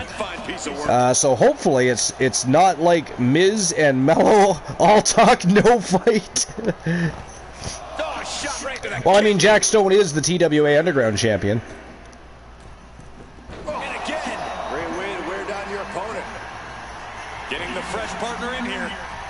Yeah, he was. He was the very first person from your team that inked a contract. You want Rocky Cross? You got Rocky Cross against Jack Stone. I like it. Look, this isn't the dirt sheet, and you seem to be the Miz. You seem to be the Miz. Driving the elbow. That's funny. Big clothesline. Grabs their opponent by the ankles into a powerbomb. Speaking of Mufasa and Eric Dangerous still sitting on top of the tag team world. They've won all the championships that TWA has ever had to offer, and they are now, because TWA Underground is still a fairly new show. Right? It's still a fairly new show, but they are reigning defending champions, and they have taken on all comers. People have stepped up to the plate, and they've taken a swing, but TDL have struck them out each and every time. They are still awaiting challengers.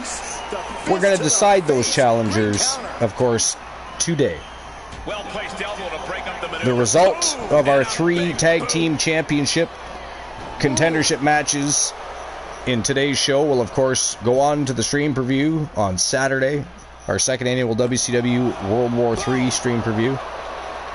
And they will face TDL in a fatal 4-way elimination matchup for the TWA Underground World Tag Team Championships. The same goes with the ladies of the house. They'll be going to battle for an opportunity to fight for the TWA Underground Tag Team Championships in the women's division.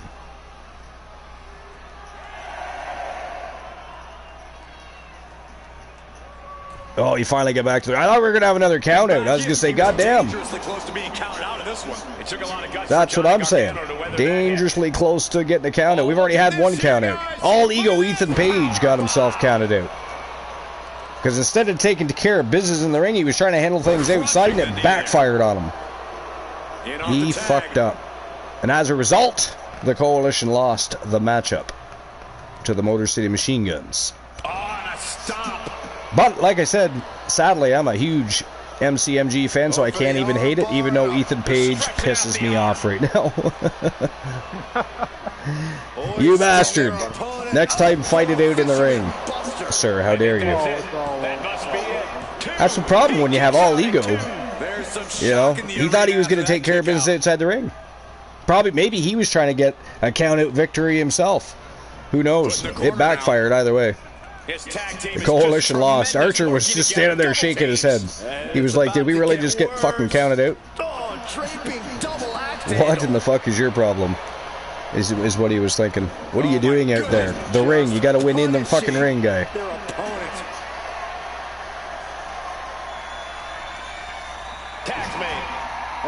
I mean, Archer may have finally found a tag team partner that makes worse decisions than he does. This could be a disaster. At the same time, Archer and All Ego as a tag team, that is mint. And they were doing a really good, they were kicking the crap out of the Motor City Machine Guns for a good part of that matchup until they got that fucking count-out loss. I expect a tag soon here. Have to take the chance to get your win back. It's like, God damn it, Paige. How dare you, sir, get carried away outside the ring. Then you got fucked up as a result. There's the tag. River did lost 5-2. What the fuck is going on there? They lost 5-2? Yeah, they lost 5-2 to who? Wow. It's like River did lose 5-4. And into the corner he goes. I've seen it before. It's very rare. Oh, beautiful teamwork by DIY. Look at this. Oh, I didn't think he was going to nail that. It looked like JoJo was going to raise his knees and catch him, but man, JoJo is taking a fucking ass whooping here. I mean, his ribs got to be fucking feeling it just a little bit right now.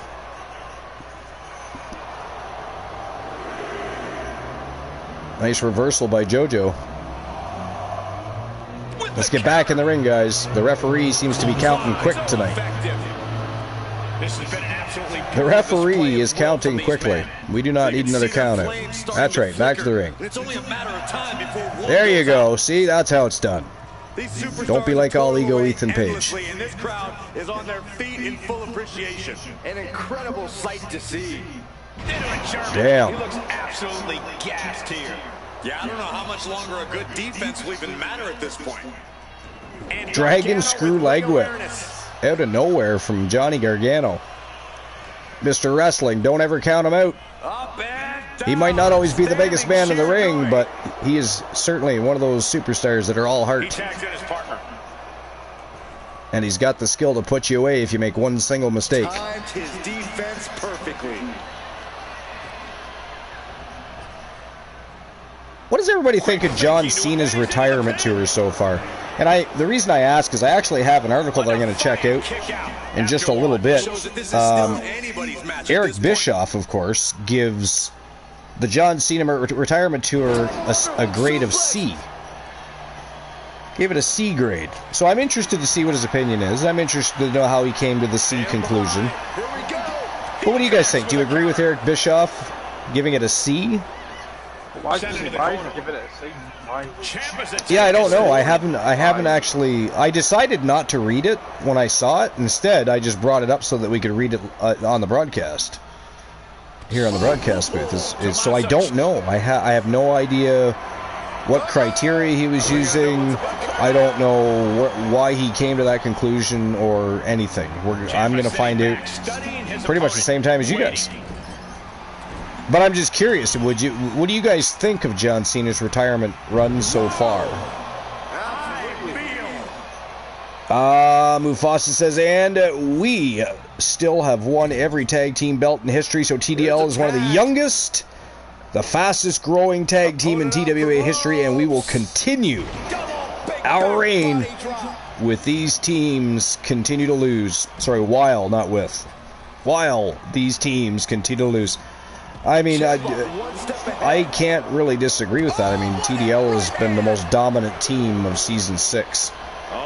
So, I mean, and they were starting to dominate in most of the latter half of Season 5. So, really wouldn't surprise me if that actually, happened.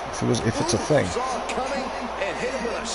Apollo the Great in the house says, Jack Stone, after Rocky kicks your ass, Joe Davis wants that title. You got it. I'm going to get it sometime. You have to pick your battles, but this time you picked the wrong one. We are coming. Ooh. Boss Apollo. Team Boss Apollo, known as Apollo the Great here on YouTube, with a direct challenge and warning to Team Soul Embers. I think things are heating up in the kitchen here. Things are getting a little shaky. I wouldn't go so far. Would you go so far to call it a C? John Cena retirement tour? Would I? No. He's placed into a precarious position. That's why. Good, I give it I would give it like a B. It's not an A. Yeah, there's been some good moments, hasn't it? I don't Yeah, there has. That wasn't their fault.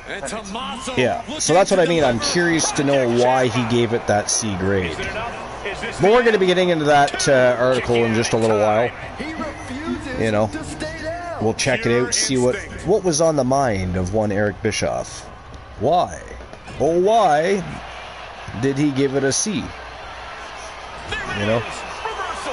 Again, like Luke and I said earlier, but you know, really Eric Bischoff is one of those controversial wrestling figures. Just as many people hate him as like him. I think he's getting a little more respect these days now that he's more of a legend in the business. And, you know, we all know that, you know, WCW's downfall wasn't to do with Eric Bischoff. You know, it had nothing to do with him directly. So in the earlier days, people actually believed that. You know, he got a lot of heat and a lot of hate. And probably death threats and everything else back then over that shit. Yeah, I mean, I like Eric Bischoff, so I'm just curious. Like, I wouldn't hate his opinion. How can you hate his opinion? He's been there, done that. He's been in the business. I don't like Eric Bischoff. Yeah, but even Vince Russo, there's a lot of things I used to like about Vince Russo. You know, these days he reminds me more of Bret the Hitman Hart.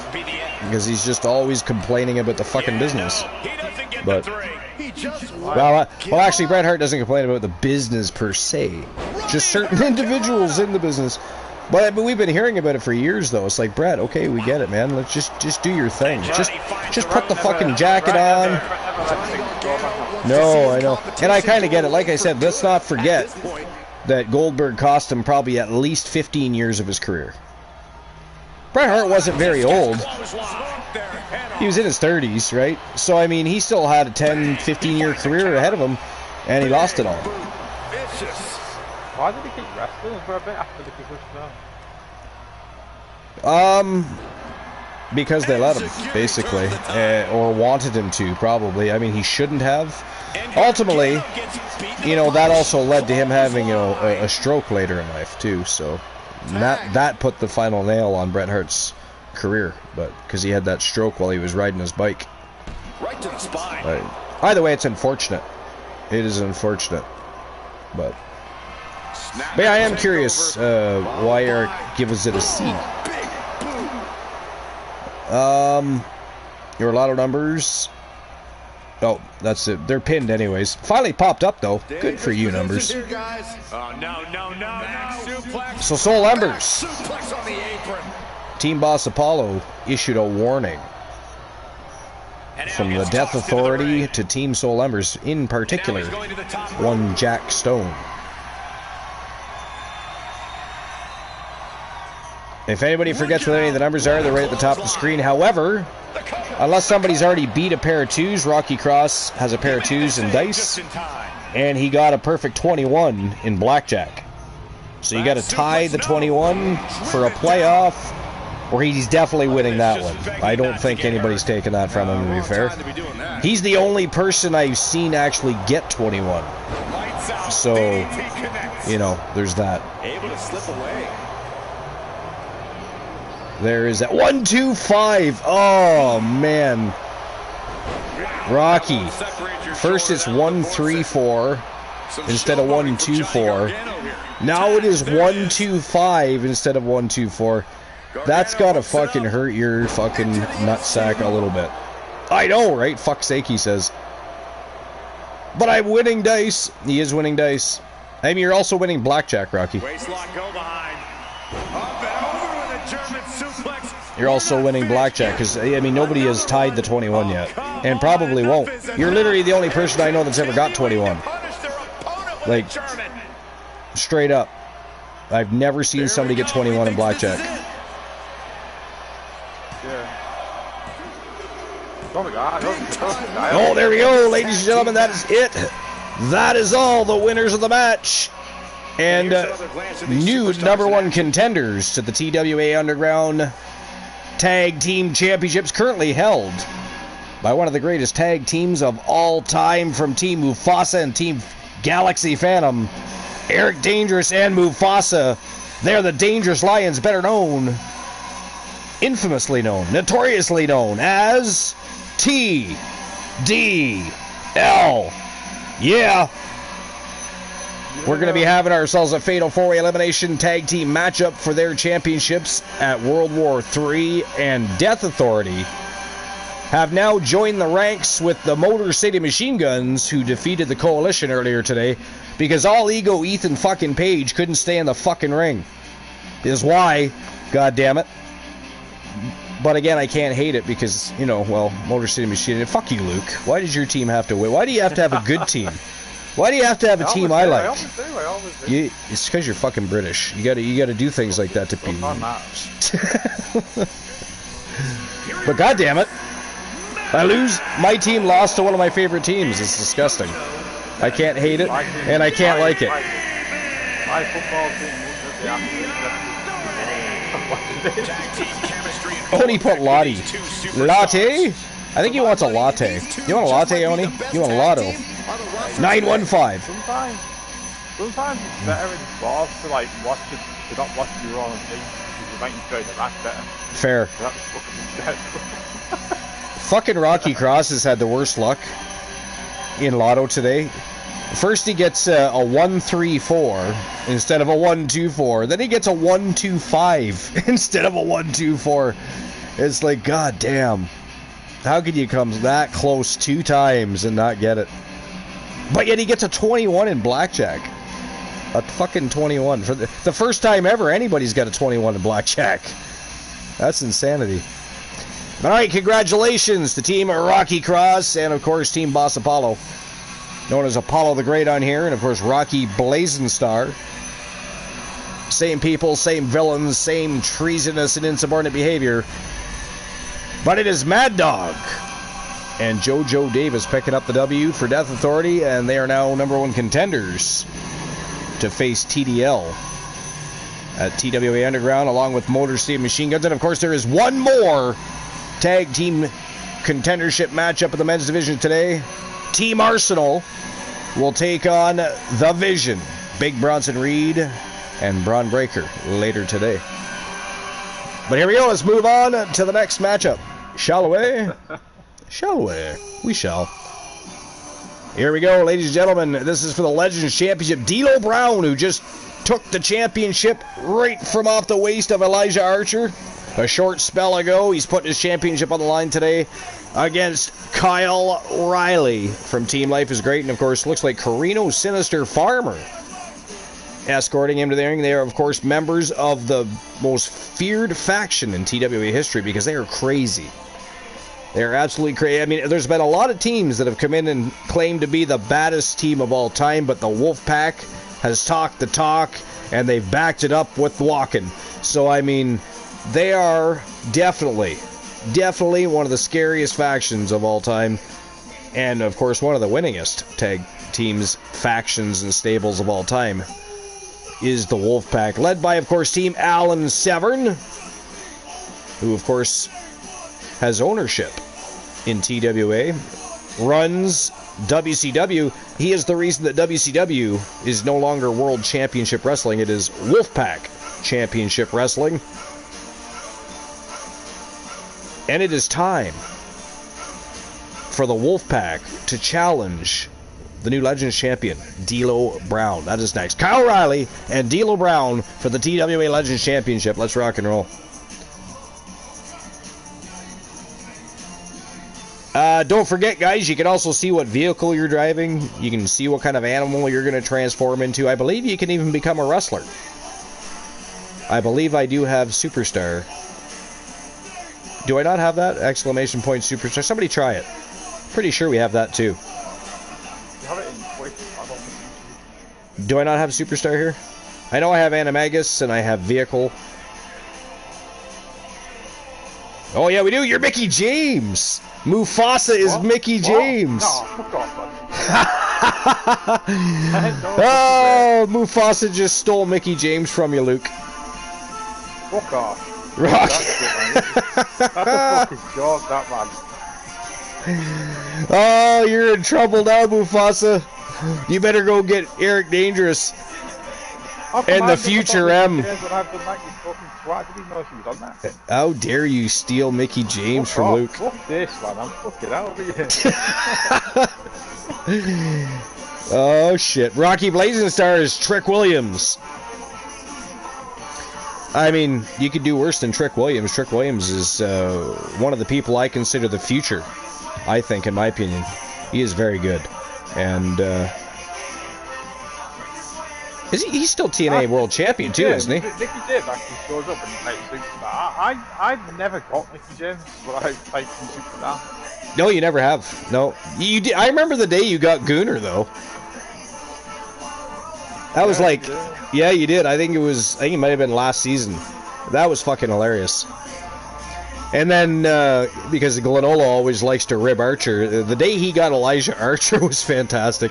What I want to see is Glenola end up becoming CM Punk. That's what I want to see, and it hasn't happened. Ghastly. I want to see that. All right, here we go. Kyle Riley, D'Lo Brown, TWA Legends Championship on the line. Let's go. Mufasa Stoller. He's on a date with her right now. He's taking her to the fucking. Well, I don't know. He's taking her to some high-end restaurant in Nashville. To be fair, you stole her from Nick Aldis. I'm sure he's not happy about that. And now you know how he feels. Now you know how he feels. Mufasa on a date with Mickey James. No, fuck off. He's fucking not. I don't. I'm just getting. Mufasa, are you taking Mickey on a date? Is that? I could be wrong. Maybe he's not, but I'm assuming he would take her on a date. That's just what I was thinking. I don't know. Boss Apollo is China. You are the 9th wonder of the world. The only women's male intercontinental champion of all time. You know what, though? China was, she was definitely an intimidating presence. She was powerful. She was never the greatest wrestler, though. You know? Who's Ryback? You're Ryback. Mufasa on a date with Mickey James, and you have to take Ryback on a date, apparently. Fuck sakes. I don't even want to do it now. Who am I going to get? I'll probably get, like, Christian Hart or some shit. Alright, I'll do it. I will do it. I haven't played anything yet. You can do it, except for vehicle, I think, in Animagus. Yeah, because I was a moose and I was driving a boat. And then fucking Mufasa comes through with a train. Mufasa gets Mickey Jet. Fuck off. That's bullshit. I think I'm RVD, unless mine didn't work. We'll see if another one pops up. I think Rocky and I did it at the same time. It might have registered his. Yeah, I'll try it again. Here comes Devo. I am China. Somebody else got China too. Who was it? Look at this confident It was Boss swagger. Apollo, wasn't it? He's often imitated. Where is it? Right there. Yeah, it was Boss Apollo. Boss and I are both China. Gooner is the Undertaker now. He did not want to be RVD. Oh, wait a minute. That was Rocky Blazing Star. Infinite Odie is Triple H. To try again. I mean, you can try it as many times as you want. Really, it doesn't matter. I won't get Mickey James, I'll tell you that. So remember, D'Lo Brown is a championship. Who got Christian Hart? Oh, you're absolutely right, Michael. Mufasa got Christian Hart. That's hilarious. And I got a 1-3-0. Of course I didn't get the fucking... I don't win lottos anywhere. I've never won a lotto on anybody's channel. He changed from Mickey James to Christian Hart. Yeah, he's Christian Hart now. He's done with Mickey James. They broke up. Fuck up. Now he's hanging out with Christian Hart instead. Team Christian Cool. 3-4-1. Who's Tiffany Stratton? Boss Apollo, Tiffany Stratton now. Tiffy time. It's Tiffy time. I don't want to be. Yeah, me too. Yeah, she is. Oh, now I'm a camel. Fuck's sake. I didn't want to be a moose anymore, so I thought I'd try for something different. I get a goddamn camel. I went from a moose to a camel. You win this title. What the hell? A top name in this industry. Now, not only am I a weaker animal, I am fucking slower. Rocky just got Brock Lesnar. Ooh, the beast incarnate. A vulture. Oni is a vulture. Rocky is a giraffe. I need a new vehicle too because fucking Mufasa ran over my boat with a fucking train. Asshole. Championship action underway. The champ looks as hungry and prepared. How dare you, Mufasa? Yeah, they have absolutely no desire to even That was an expensive boat. Of walking out of here tonight without their title. Hydrogen powered. And now Ford XI. 3 swimming pools. You run it over the fucking train. Taking aim. And into Oh, the fuck collar. off. You already got Mickey's, that's on. Fuck off. I am driving a Maserati. I'm getting the fuck off the track right now because Mufasa will probably come through the goddamn monster truck or some shit. It'd be funny if I got Fallon. Mufasa's getting pushed out all these fucking broadcasts. Mufasa says it'd be funny if I got Fallon after Mickey James just to piss Luke off more. He's getting pushed out all through these broadcasts now. Rocky is a seal. He's getting pushed out. Wait a minute. Who's Obafemi? Oh, that's the question of the day. Never mind. How do you guys feel about Obafemi being dethroned by Ricky Saints? That's the question of the day. Gets out and goes on the offensive. 856. No luck there, sir. Who got a train? Soul Hemmers is driving a drag car. Basement drop kick. Infiniti's driving a Honda Civic. The challenger's focus very clear. He's just going simple. Right to the chest. He just went simple with that one. He's not picky. He said, fuck it, give me a Honda Civic. They're gonna wear down their opponent. Oh, that was you? Okay. Mufasa got a train earlier. How dare both of you? Oh, kick right to the gut. And now Rocky's driving it. Why is there so many trains? It's not a motherfucking train station, folks. There's no train tracks near the arena at all. Why are we even driving trains? Taking control with the waistlock. Destructive and Gaslight. That's all I have to say about that. Destructive and Gaslight. And cinching in the headlock. Rocky says, choo-choo. How dare you, sir? How dare you tantalize? Oh, man. Let's see if I can do something with the lotto. I've only played once. A bone-rattling knee. These attacks of the champ are adding up. The champ is 915. Yeah, no. I definitely cannot. The champ only gets a count of 1. I haven't played blackjack yet. Let's see if I can get a 21. 4 to 6. Having a little fun, a little I got 10. Yeah, that's not gonna even touch Rocky. Oh, stomping away. Thinking of going high risk here.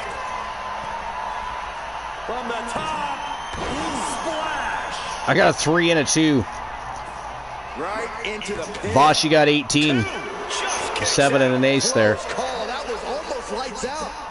Close but no cigar. Got to tie that 21 for a playoff. Otherwise, Rocky's smiling and dancing all the way to the bank later.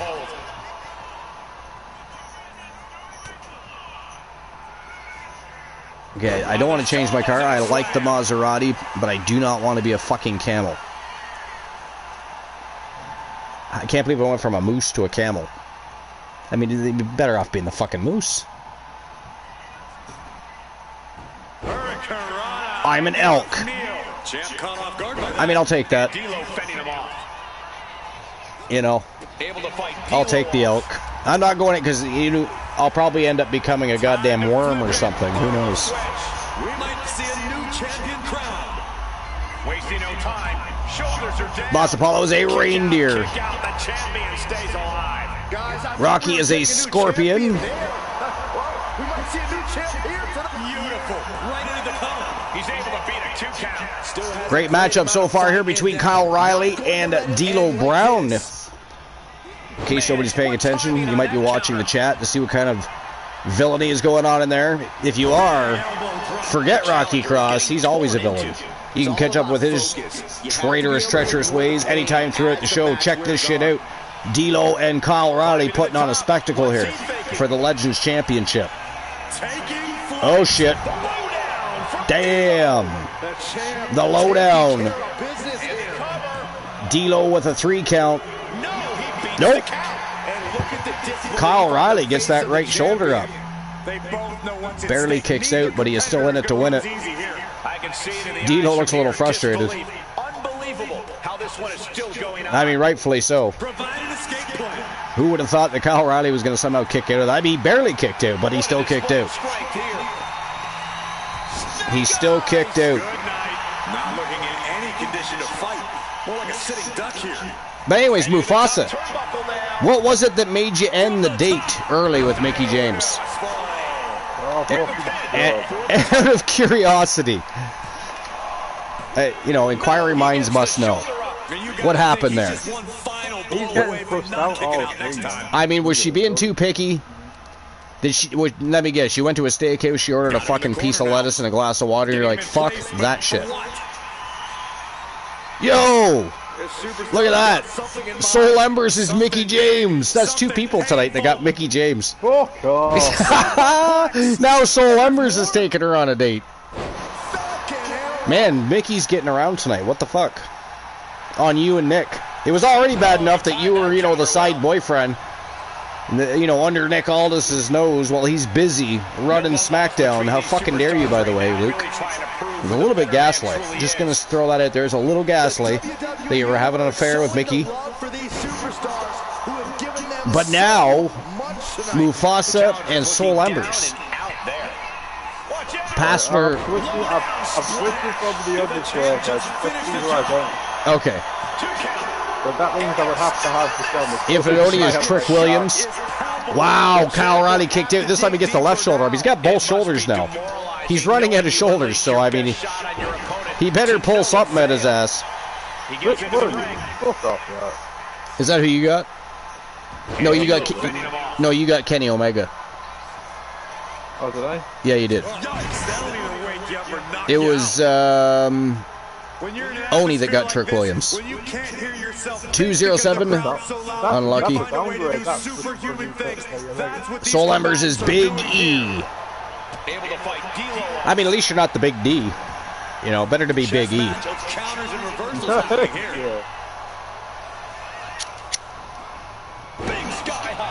Just throwing that out there. You don't want to be a Big D. Good God, that sounded like thunder. Setting up again. Oh, took it high risk, but was off the mark.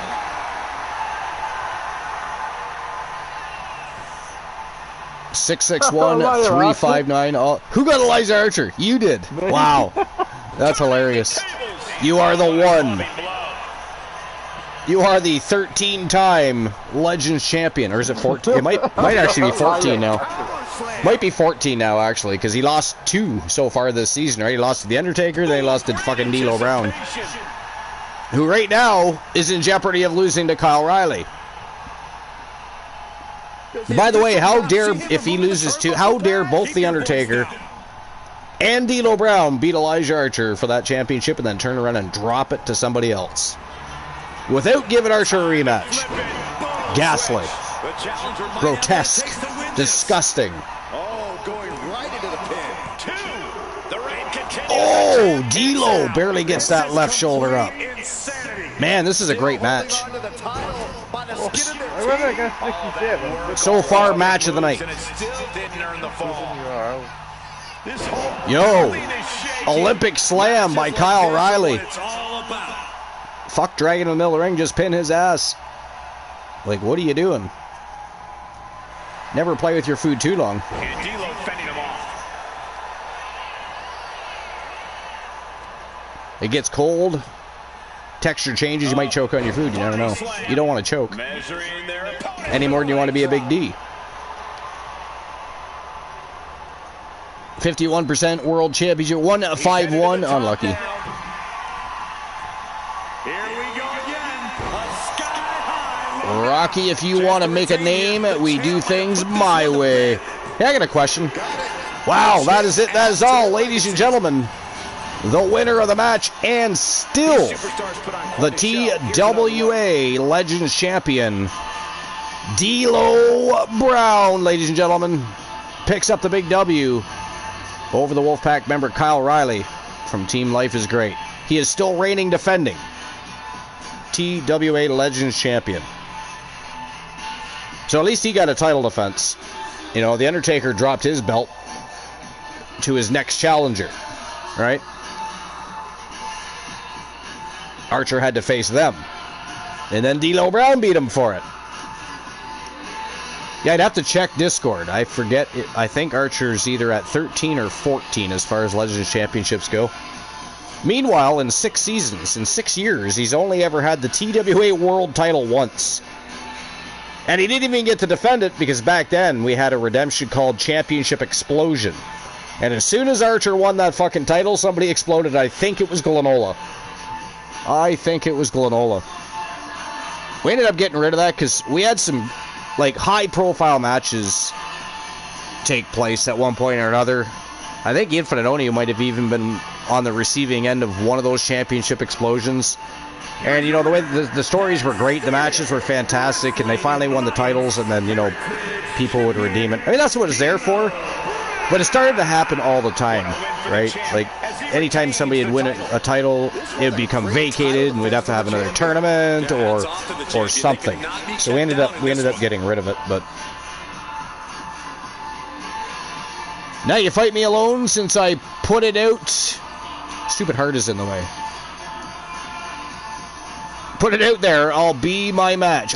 It'll be my match. What's your match?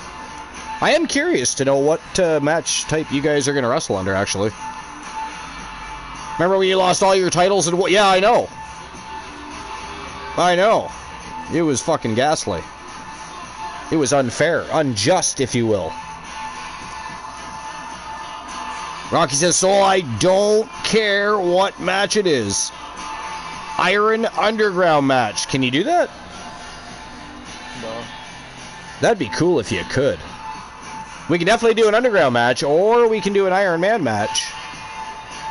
Might even be able to do an Iron Man match in a lockdown. I think that might be a possibility. I don't know for sure. Or in a cell. I know you can do Hell in an Iron Cell for sure. For sure. I'm trying to remember if we can do it in a cage or not. I don't remember. I don't think Underground match, though. I can look into that, though. I can definitely look into that. So again, congratulations to D'Lo Brown, still your reigning defending TWA Legends Champion. Big win over Kyle Riley. That is Elijah Archer and Kyle Riley back to back. That's crazy. Good for D'Lo. All right, here we go. Lady Death Authority taking on Lash Legend and Jakara Jackson, better known as the Meta. They are going to war next, and again, we are looking for contenders to the Women's TWA Underground Tag Team Championships, so whoever wins this matchup will, of course, move on as a contender in the Women's Fatal 4-Way Elimination matchup at the World War III stream per-view. But that is next. Morgan and Tessa James versus Meta. Flash Legend, Jakara Jackson. Rock and roll time. These guys, this is probably going to be one of those matches that is not for the faint of heart. It's probably going to get ugly very quickly. It'll be a high-octane matchup, and it is going to be brutal. If I had to guess. I expect this to be a great matchup. But so far, I think Kyle Riley versus D'Lo Brown was actually the best match of the day. That was a great match. The amount of near falls and the exchanges and the reversals, it was just a really good match. Thankfully, except for the Coalition match, of course, because all ego Ethan Page decided to do all business outside of the ring, and it backfired on him. Got fucking counted out. Coalition lost to the Motor City Machine Gun. Again, I can't hate that. I love the Motor City Machine Gun. That is also annoying. The team that beat you, you should be able to hate, at least in the moment. How dare you, Team Luke the Gunner 94? It's because you're fucking British. You think you need to beat everybody.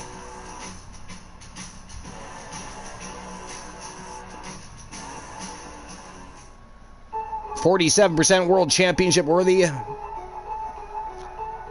That's pretty low on the scale. I don't think anybody's won that today either, though, so far. I think the highest I think I've seen is in the 80s, I think. But that's a tough one to get. Rocky Blazing Star is Penta. 288, unlucky. You got 99 again? I missed that. I'm going to scroll back.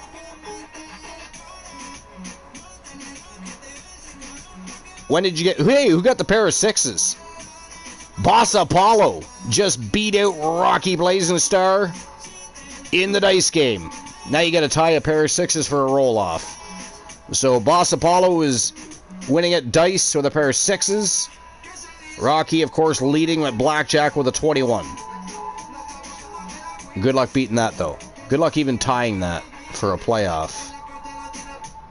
Don't forget, guys, to screenshot that in case the end of the show comes and you're still winning.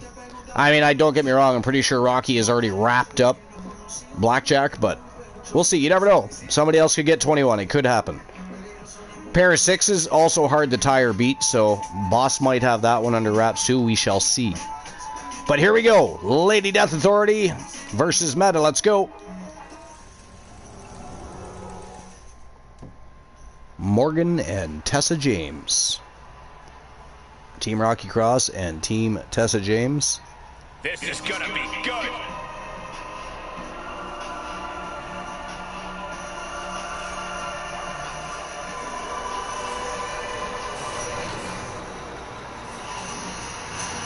Imagine sitting front row when this vehicle comes to the ring. The amount of fucking shit coming out of that exhaust would choke you to death, wouldn't it? Not to mention there's spin of the tires. So between the smell of burning rubber and whatever's coming out of that engine, which judging by the look of the vehicle can't be good. Not good. To be fair, it is a cool car, though. Looks like something out of Mad Max, doesn't it? Looks like something directly out of Mad Max. 151, unlucky. 51%, 73%. Nobody's having any luck with Lotto today. Rocky has come close.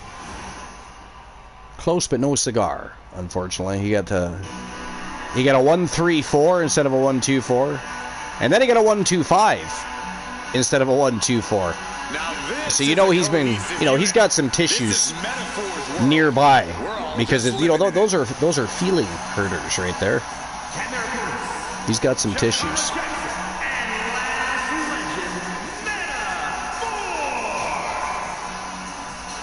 Weird they're coming out called the Metaphor, because when they come out just, Chikara Jackson, Last Legend, they're usually just called Meta.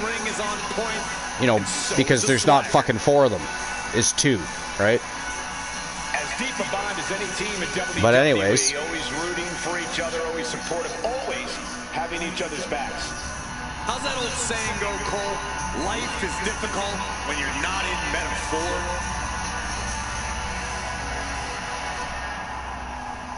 This is one of those matchups you wish you could have a betting line for.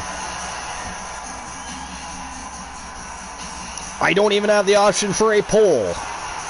That would be cool, though. I wish I could put a poll up.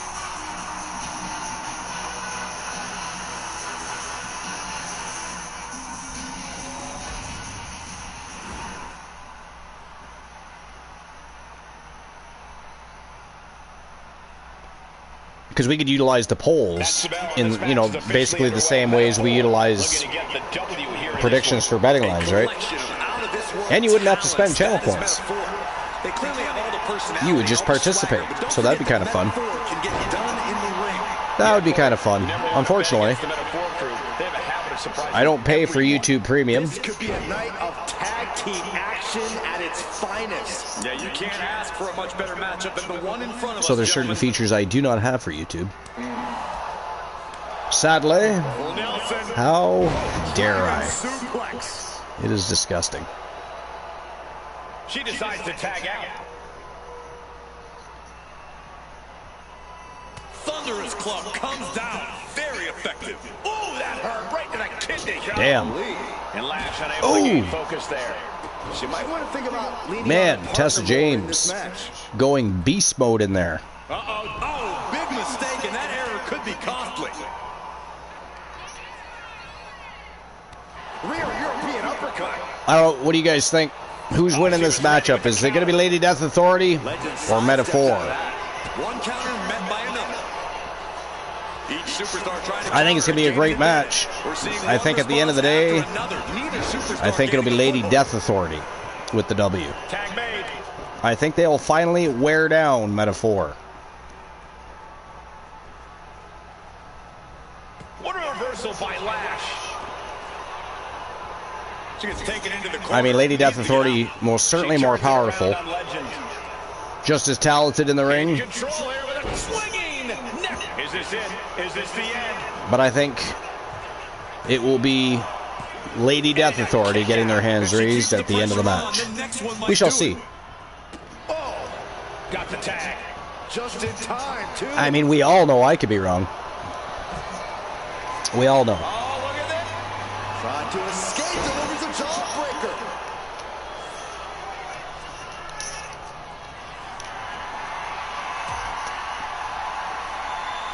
All the way up, and wow, what a unique counter.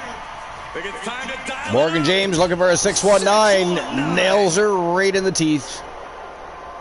Right in the kisser. Right in the lippies. Either way, that didn't feel good. Oh, Jesus Christ. Jackson is completely out of it. Yeah, I would think so. The B team's actually right for once. She can barely stand there. That was a hell of a kick. Right off the ropes and right into a side kick to the face. Opponent off the rope. Little double team action here. Big back body drop by LDA. She got the tag. Counter. Nice counter. Big knee to the midsection. Damn, DDT to Tessa James. Good defense there. Oh, what a clothesline. Forcefully Big flying clothesline. Wow, look at this. Big choke slam. Wow, didn't expect that. I did not see that coming. move away from ending things. You know what we should do? We should check out that Oh, look at this. that article before I forget. So, yeah, earlier I mentioned that. So, it's got the name of the article is Eric Bischoff explains why he gave John Cena's retirement tour a C grade. Was written by Felix Upton. This is actually Ringside News. So Eric Bischoff isn't holding back when it comes to his thoughts on John Cena's farewell run in WWE. On a recent episode of 83 Weeks, the former WCW president gave Cena's ongoing retirement tour a flat C grade, blaming the rocky start for derailing what could have been an all-time send-off. Bischoff took issue with how Cena's retirement arc began, referencing the heel turn at Elimination Chamber where Cena aligned with The Rock. Fans rejected the twist almost immediately, and Cena would later return to being a babyface before dropping the WWE Championship to Cody Rhodes at SummerSlam. He said, "I'd give it a C." He said, "Now if you take the heel turn, or whatever that was, take that out, and just took the rest of it, probably a B. Maybe an A- or a B. It's been pretty good, except for the way it started." And you know what? He's not wrong about that at all. He explained that the bad beginnings are hard to recover from, likening it to checking out of a movie too early, even if the ending eventually delivers. He said the heel turn attempt, it's like the end of the movie, ended up being pretty good, but you got up and walked out, mentally or emotionally during the first 15 minutes of the movie because it just didn't make any sense, and it's hard to get that back. Bischoff also commented on Cena's recent decisive loss to Brock Lesnar at WrestlePalooza, making it clear that creative only works if it's part of a bigger story. He said, if this story going forward is a redemption story, I love redemption stories. They always work for me. If it's not the case, and it was just that they, just what they did that night, that would be worrisome to me. He said, in the end, Bischoff believes fans don't want to see their heroes fall flat. They want to see them ride off into the sunset, not crash and burn. He says, give everybody what they want to see. The guy go out on top. Everybody would love to see Babe Ruth hit his last home run. Nobody wants to see Babe Ruth strike out. John Cena's retirement tour is set to conclude at Saturday night's main event special in December 2025. But the debate over how it's being handled continues to divide fans and insiders alike. So yeah, I kind of agree with Eric Bischoff on that. Because the start was very rocky because of the way things went down with The Rock. You know, starting a heel turn for Cena, then he wasn't even there to help complete the story. And then there was the random turn back to babyface, then he dropped the championship. I don't know. As far as Brock Lesnar decisively beating him, that's the only way to go there. And by the way, that was John Cena's decision. So, there's that too. The only thing about Eric Bischoff saying fans don't want to see their heroes fall flat. They want to see them ride off into the sunset. Although for some people that is true, historically speaking,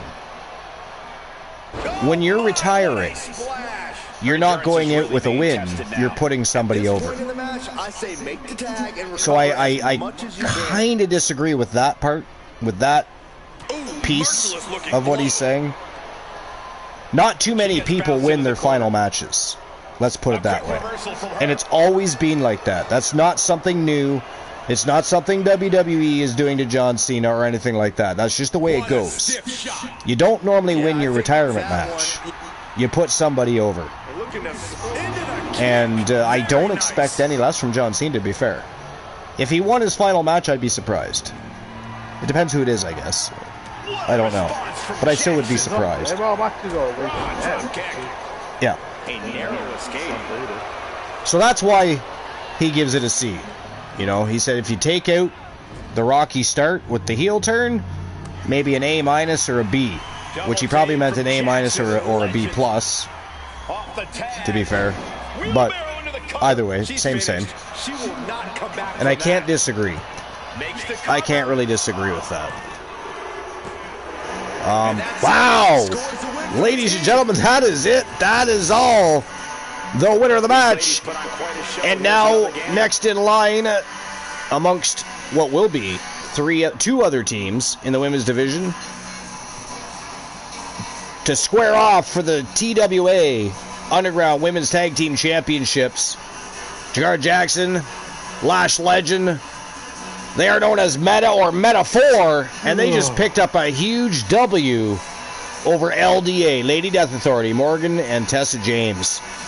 Wowzers. I did not see that coming. I mean, you heard me say it earlier. I thought for sure they were going to walk out with the W. Not the case. It is not happening. They just took an L. EFed Mahoney says, I said Meta would win. Did you say Meta would win? Nice. Rocky is John Cena. 165. Unlucky. Yeah, nobody's won Lotto yet. The closest was the, sadly anyways, was the 134 and the 125. Unfortunately, it is 124. It is 124. Boss Apollo has a pair of 6s in dice. Rocky has a 21 in blackjack. Nobody is world championship worthy so far. Maybe a little hyperbolic, but these two performed like they're born to be a tag team. Again, congratulations to Meta-4. Moving on to the stream preview as one of the 3 teams that will square off against the TWA Underground World Tag Team Champions at the stream preview. And of course, those champions are the Outlaws. Dr. Britt Baker, DMD, and the captain, Dangerous Amber Extreme from Team Joe Link. All right, here we go. Moving on. We're officially at what we would normally call the betting rounds. And here we go. It is the Triangle of Terror versus Pure Fusion Collective. Rhea Ripley, Liv Morgan, and Ashley Blackheart taking on Shayna Baszler. Zoe Stark and Sonya Deville. That is our next matchup. It is 3-on-3, one fall. Wins it all. That is next. It is Team Soul Embers versus PFC, Pure Fusion Collective. Who is walking out with the W? We're going to find out in just a few moments. I know who Soul Embers thinks is walking out with the W. We all know who Soul Embers thinks is walking out with the W there. Fuck Soul Embers. Fuck Soul Embers.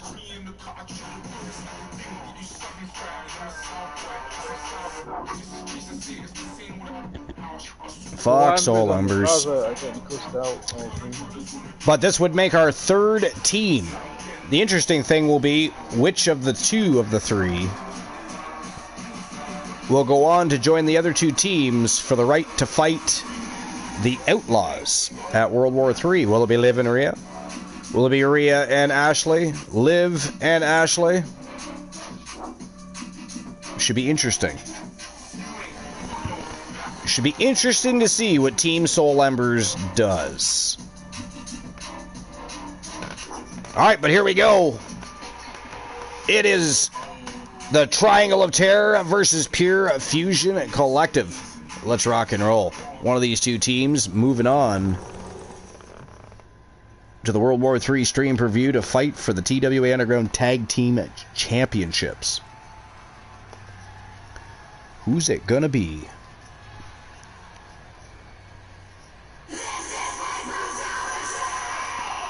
Who's it gonna be?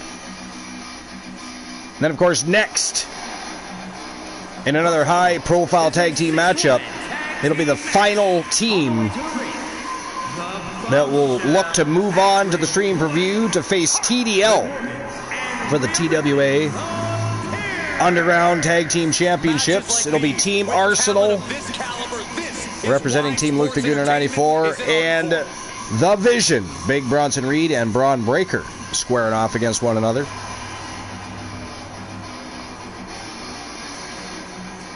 Then our main event, a member of TDL in action, putting his undisputed WCW United States Championship on the line, is Eric Dangerous tonight against Obafemi. Obafemi in the house, folks. He is in the house. He has been called up to the big leagues, and he's looking to win his first championship as he takes on Eric Dangerous in our main event. The submission magician is here. And now, representing the Shayna Baszler. I'll admit, when Shayna first came into the business, I was not a fan, but she did improve. She continued to better her craft, and I respect Shayna Baszler. I was actually ticked off that, I finally became a fan of hers, and then they fucking released her. She came back for the homecoming there. I'm hoping she's back to stay, to be honest. Not to attract Ronda Rousey, because I could give two shits if Ronda Rousey ever came back, but I like Shayna Baszler, though. I don't like Ronda Rousey. Rousey can suck on a dry fart out of a dead monkey's anus. I just don't care. I don't care. I was never that big of a Rousey fan to begin with. Can I respect what she's done in the world of martial arts? Yes. But she talks a lot of shit. A lot of shit. Yeah, I didn't think she was a great pro wrestler at all. She seems to think she was. She seems to think she was. No, exactly. It literally mentally broke her. And she wasn't even around that long. You know? Now looking to prove herself in WWE. Zoe Stark.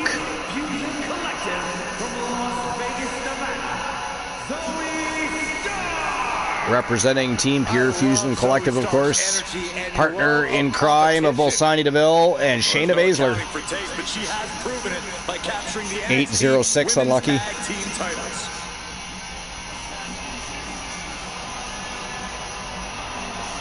Rocky is Kofi Kingston. Technically it just says Kofi, but I'm sure we know who it is. You got PCO? Nice.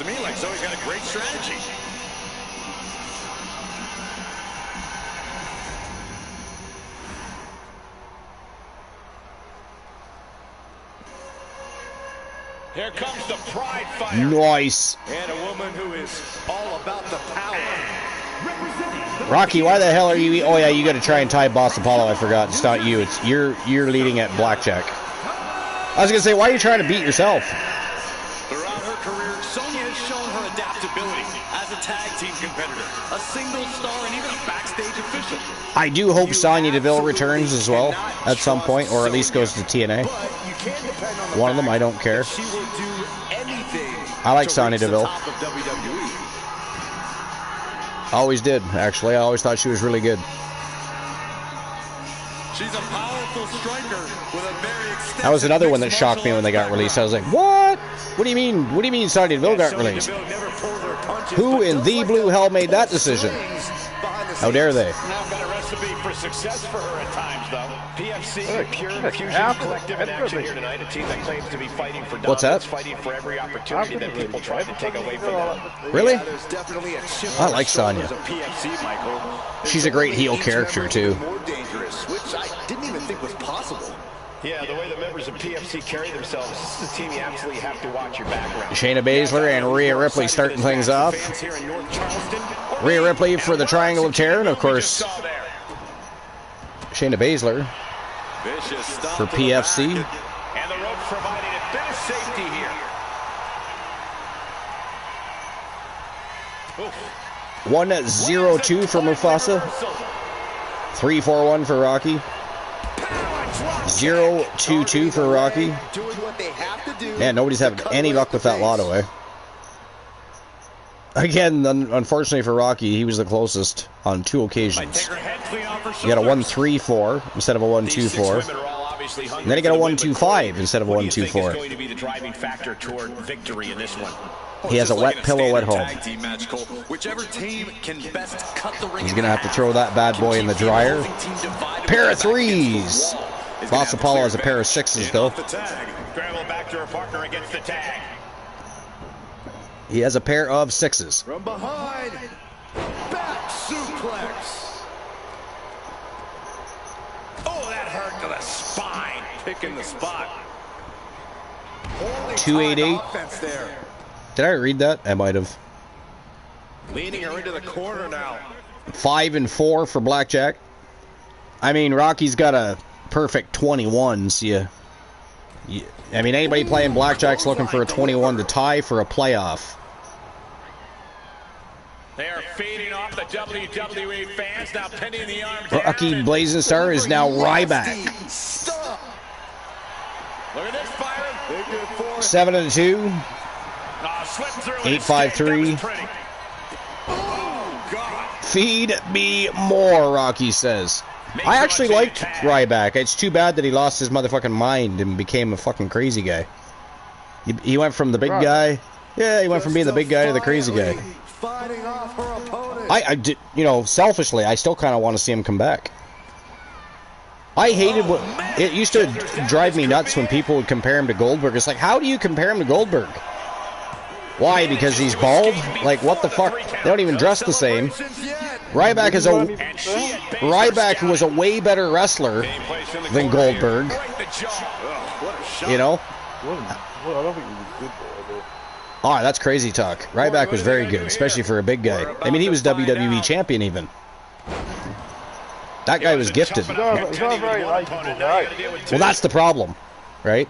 That's the problem. He went from being a humble guy. He went from being this humble guy to when he started becoming WWE champion and being put on the main roster, he became like all ego Ryback. All ego Ryback. He was the first all ego. 1-3-4. Jesus Christ, Rocky. That's the second time you've got a 1-3-4. Now, if you get a 1-2-5 again, you should just go to bed and sleep it off, because that's going to be hard to handle. You know, that is going to be hard to handle. Remember, it doesn't even have to be 1-2-4. It could be 4-2-1. It could be 2-1-4, 2-4-1. Any combination of those numbers. But nobody has been able to do that. Great counter by Baszler.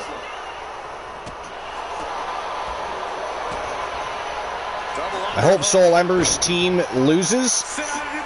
Well, I mean, anything is possible, but that's a hell of a team. The Triangle of Terror, Ashley Blackheart, Liv Morgan, and Rhea Ripley. That's a pretty badass team. We'll see what happens. But Pure Fusion Collective, no less badass though, to be fair. It is a great match either way. And if it keeps going the way it is, it might actually surpass the Legends Championship match for best match of the day. So far, so good. I mean, yeah, it was. I liked the members, but the name. What does that even mean, mate? Oh my goodness. Well, I mean, if you understand what Fusion is, and they're collecting as a team, so they, you know, it doesn't make sense.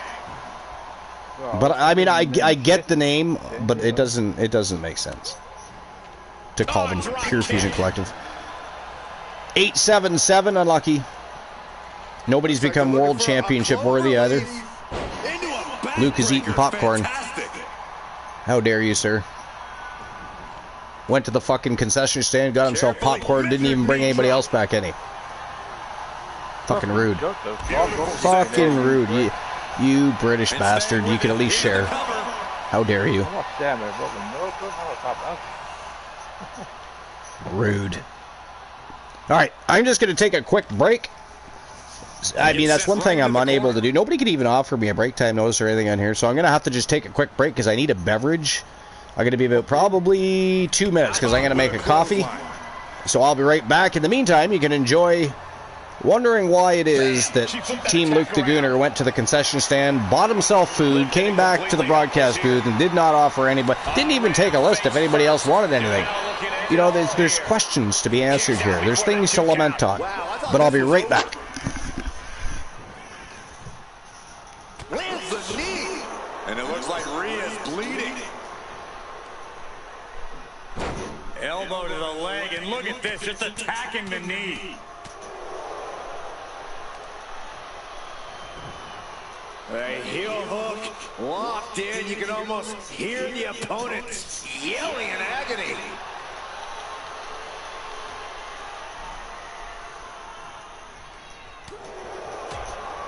Right on the chops.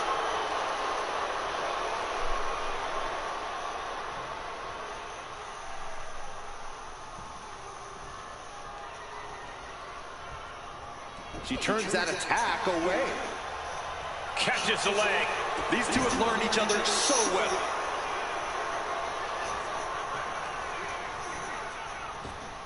Oh, and a spear! Nice transition, looking for the triangle armbar. Uh-oh, triangle armbar submission. And just like that, releasing their teammate from the hold. Kick lands. Ouch. Looking for more damage here. Release back suplex. Ouch. She makes the tag.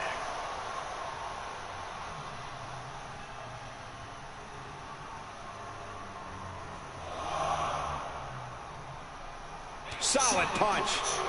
Uh-oh, could it be? Take down there. Is this it? The count was stopped before it started. She's not done yet, but you have to believe that she's still in all sorts of trouble here.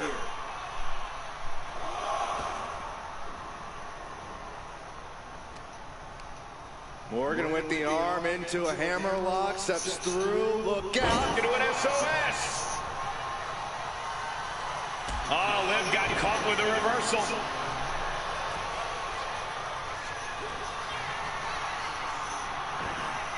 Sonya Deville with a elevator. Morgan is completely out of it. There's two. I have no idea where Liv Morgan just found the strength to kick out like that. But she did. The best shot was thrown, but it couldn't put this match away. Sonya making that look almost effortless. Punishing the leg. Placing her in the corner. On the top rope now. A reversal. Well scouted. Schoolgirl. A tremendous pinning combination. And she breaks the count. She is still in this fight. Well executed hip toss. Tag made.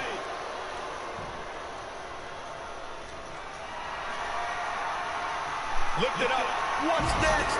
And that was a successful bit of offense with that maneuver. Catches the kick. Both athletes showing incredible reflexes here. Zoe Stark looking to rev up the audience. She did it. She made the tag. Electric chair. This is scary. Oh, devastating face buster.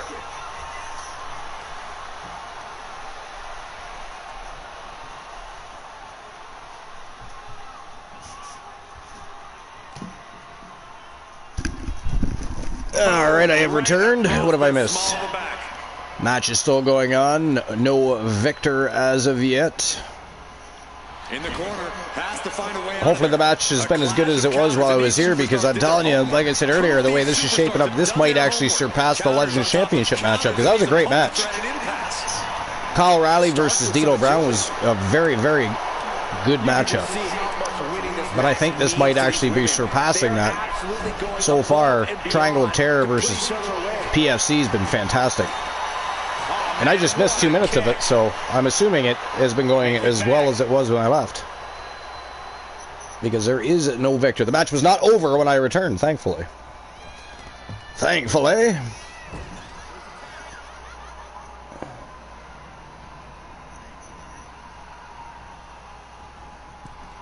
Oh, clothesline. Ooh, this could be it. Damn. This could be the end. Liv Morgan. She's a little savage, isn't she? Stopping the ref's count. Oh, 2 count only. Going to come down. Zoe Stark got that right shoulder up.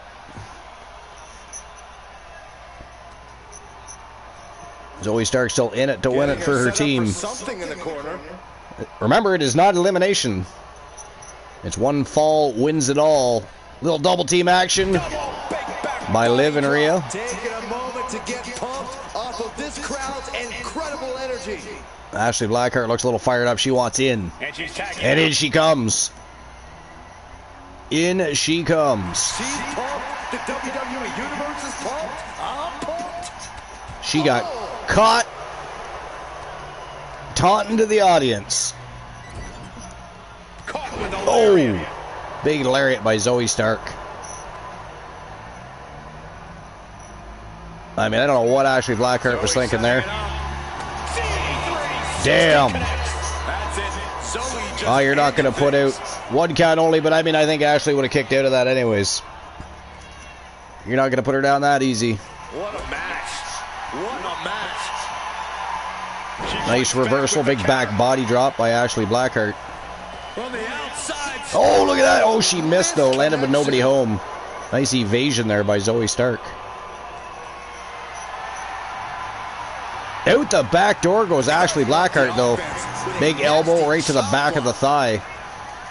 Actually, she's holding her knee there. Might have been right in the back of the knee. That's how you stop your opponent. I think she just really felt that one. Heavy hands from the cunning Sonya Deville. Being set up in the corner for something. Oh, here we go. Some little double team action by Rhea and Ashley Blackheart. Oh, my God. Stark recover. Damn. Shoulders down. Makes the pin. He keeps this one going. Damn. Has anybody ever wondered why this season the other team doesn't do a better job of trying to stop the other team from breaking up the pin? They just watch. They don't even move.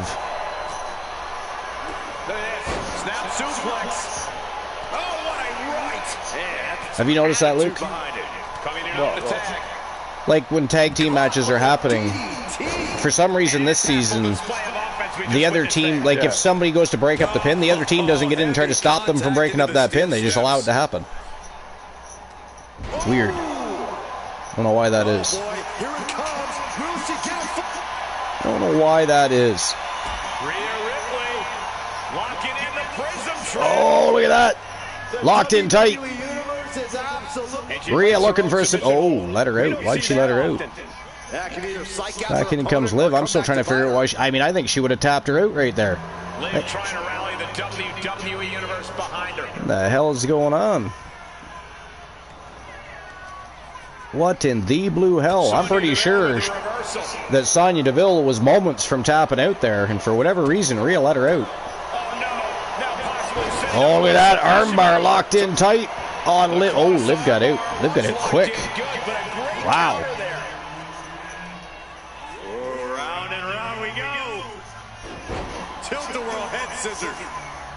She makes the tag. Back in comes Rhea Ripley. Loving blow. Eludes the attack. And she's set right into that corner. Oh, we're going to see some double team action this time by Rhea and Liv. Oh! Big boot right to the lippies.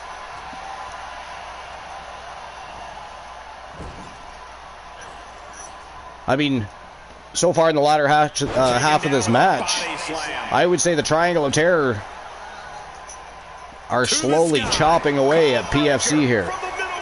Slowly dismantling them. And that is it. That is all, ladies and gentlemen. The winner of the match.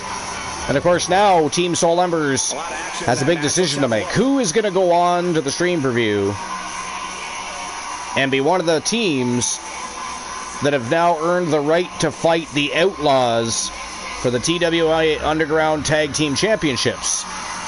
Which combination of the Triangle of Terror is it going to be? But the winners of the match, with a big win over Pure Fusion Collective, it is Rhea Ripley, Liv Morgan, and Ashley Blackheart, the Triangle of Terror. With a huge win, it's going to be Liv and Rhea. Okay.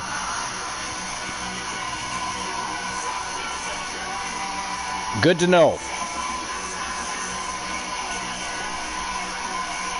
But congratulations, Team Soul Embers. And of course, congratulations to the Triangle of Terror in their debut matchup here in TWA as a faction, as a stable. How do you feel about Obafemi being dethroned by Ricky Saints? Infinite Oni says, meh. Yeah, I can't hate it. I mean, there were elements of the match I didn't like. I'm not gonna lie. A few times when Ricky Saints did the DDT to Obafemi, it was like, Oba, let him do it. There were just certain things that didn't flow right. But I kind of thought, and I think on the last show actually, I did say, I feel like Obafemi will put over Ricky Saints if he's being called up. And I do believe he is. I think he's getting the call. Otherwise, I don't think it was the right time or the right person to do so. But you were referencing the Triangle of Terror? Oh. Soul Embers, it looks like Team Infinite Oni not impressed with the Triangle of Terror's victory. But it was a fantastic matchup, and I do believe that's so far the match of the day. I believe that's the match of the day. I think that was actually a little bit better than the Legends Championship matchup between Kyle Riley and D'Lo Brown, which was also phenomenal. Also phenomenal. All right, here we go. It's co-main event time. Team Arsenal. Damn, looks like Team Arsenal's coming out in full force. We got Kenny Omega, AJ Styles, then of course we got Will Ospreay teaming up with his partner in crime, the Gooner, Luke Ballmer. And they are going to face Big Bronson Reed and Badass Braun Breaker. They are the Vision. One of these two teams moving on to the stream preview with the right to fight along with two other teams The reigning defending TWA Underground Tag Team Champions, TDL. Who's it going to be? Who's walking out with the W here? We're going to find out. Because we're going to get the show back on the go right now. Right fucking now, I say. That's how it's going to go. Keep the ball rolling. Keep turning and burning. Just don't, twirl and fall.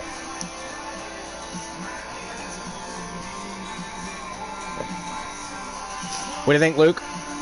Is it going to be a tough matchup, or is... But is it going to be a tough matchup, or is Team Arsenal going to school the Vision? What do you think?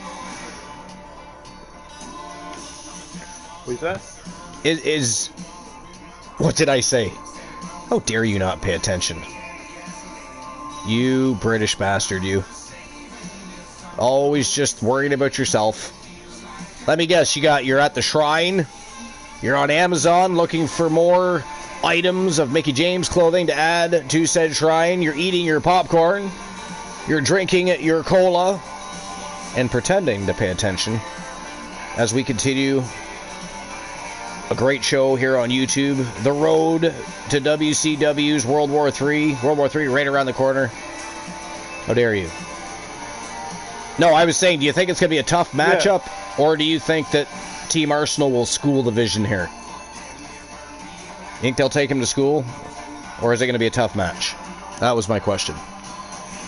We're going to find out either way, no matter what you say, because it's showtime and go time. Co-main event, let's go. Let's go. Let's go ski time. Go ski time.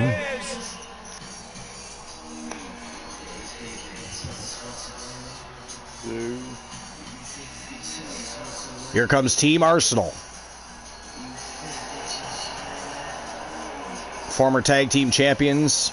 They've, of course, had the Gooners specifically, a former multiple-time champion outside of the tag team division.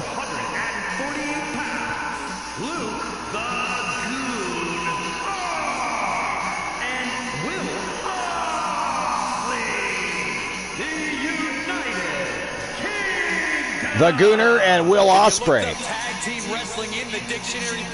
stepping up to the plate for Team Arsenal. Kenny Omega and AJ Styles are going to watch on. Cheer on their mates.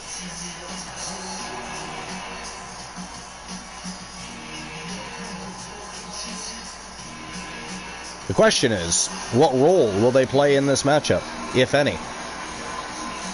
Will they simply be there to root on their team, or are they going to look to run a coup on the Vision? Definitely a warning to Seth freaking Rollins if he's paying attention. If he's going to come down and interfere in this matchup to help his boys. They are 3. Team Arsenal are 4 of the very best wrestlers in the world.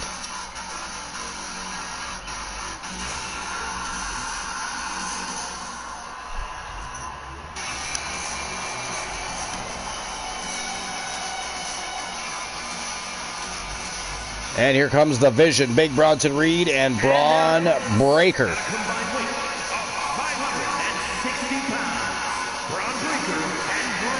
Or like I like to call him, the Breaker, Braun Steiner. That's what he should be called.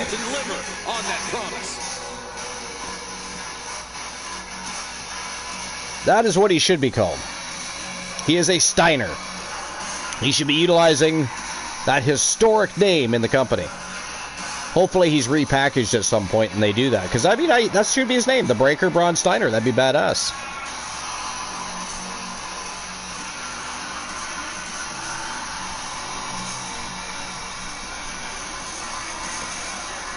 Still no lottery victory. Nobody has tied blackjack or dice. If you get tired of playing those games, you can always keep changing your vehicles, your superstars. What animal you're going to become today? What animal will you transform into? How many animals can you become in one show? Looks like Big Bronson Reed and Will Ospreay starting things off. The WWE Tag Team division is more competitive than ever. As these two teams get into it, I can almost guarantee this match will be one to remember. The standards for tag team action just keep getting higher and higher around here. Ooh, Bronson Reed with a big chop nails Will Ospreay and the referee at the same time. He kicks out before Poor referee. Very soon to be going for a pinfall. Uh-oh, pulling the hair into a mat slam.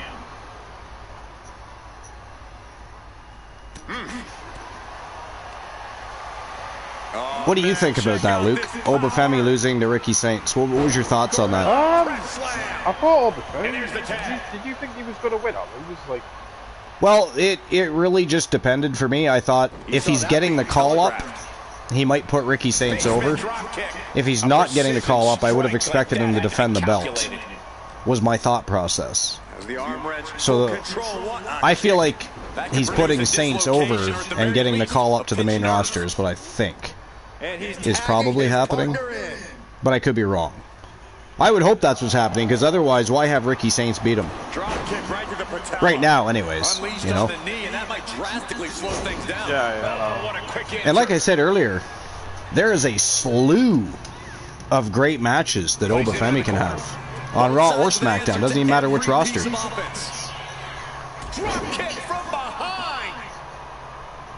I like Obafemi. Kick right to the back of the leg. He could end up being one of the best big men of all time if he's utilized correctly. Whip back into the But they got to push Obafemi as an unstoppable monster. Maybe eventually have him face like Brock Lesnar or Gunther or both. I mean, not at the same time. I mean, triple threat. I'm not against triple threats, but I mean, I'm just saying those are two guys that Obafemi would have slobber knockers with. But I think there's lots of good matches on Raw or SmackDown for Obafemi. It couldn't have felt good being shucked around like that. You think the lotto's broke? Why is it not working right now? Let me try. Kick to the back. That's working for me. 996 I got. Not even close to the 124 at all. What a drop kick. We used to do the lotto a long time ago. We used to have it so all you had to do is come within like 10 points of the actual number, and you would win, unless somebody beat your number, of course. But this time around, a lotto number is a lotto number is a lotto number. He got nailed by that last attack. It's looking like Reed's opposition is Rocky is Kurt Angle. 993 unlucky. Oh, you know what I haven't done yet today? I haven't tried to become World Championship worthy. Clothesline. Going for the cover here. Oh, he kicked out. 47%. Yeah, no. No luck there either for me. Ringing the arm. Looking now for a No top wrist luck block. there either for me. now starts to fight out with some punches to the gut. Nice evasion by Gunner. Vicious, But downright savage. an evasion right back by Bronson Reed. Damn. Flying forearm off the second turnbuckle by the Gunner. Took Big Bronson Reed right off his feet, he did. Set him up here. Up in the suplex. Suplex into a neck breaker. Beautifully executed by the Gunner. And he got there. He made the tag. Motherfucker does not pay attention to mandates or emails. I mean, he is still wearing an LCW shirt. Double underhook What is wrong with him? This could do it. He just Kick out before two. Frankly, marches to the beat of his own drum, he does. Just does whatever the fuck the Gunner wants to do. He's like Brock Lesnar. There's no controlling the Gunner. Oh, nice. Hurricanrana by Will Ospreay. Look at Braun Bray. He did not like that. He did not like that. He looked a little embarrassed even. Nice power slam. unhinged offense The front falling power slam by Braun Breaker. In comes Reed again. Will Ospreay wasting no time at all. Right into a neck breaker. And now Reed is being measured. The officials.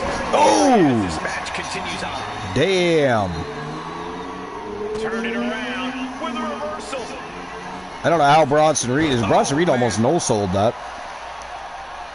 But Will Ospreay right back in control for Team Arsenal.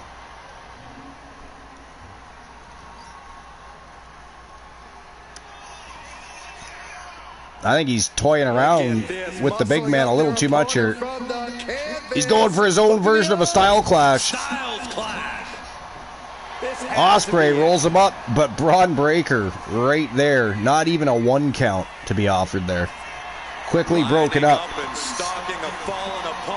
by Reed's partner in crime. Ospreay for another 3 count here. Oh, he kicked out. Big Bronson Reed got that big left shoulder up, and he is still in it to win it for the Vision. He needs to tag out, though. He needs to get Braun Breaker in there. Will Ospreay slowly dismiss. Wow, look at that. Shooting star press from the top rope by Will Ospreay. In comes the Gooner.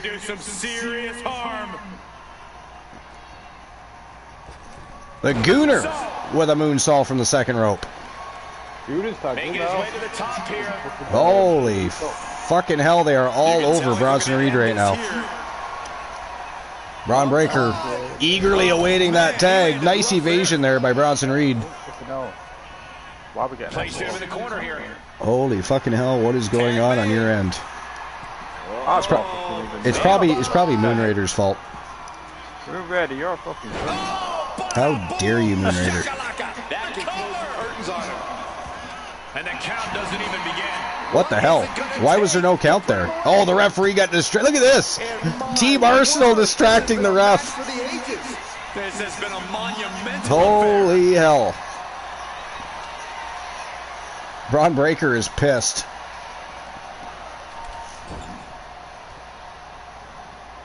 Aggressively tosses Gooner to the corner. Oh! Second rope bulldog to Gooner. I mean, his leg's under the rope there. Why is he counting? His fucking leg was under the rope. Why was he counting at all?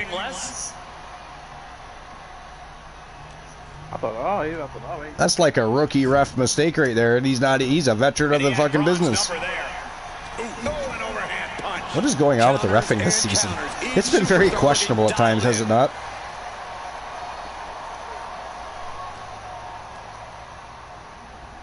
Goes into the corner.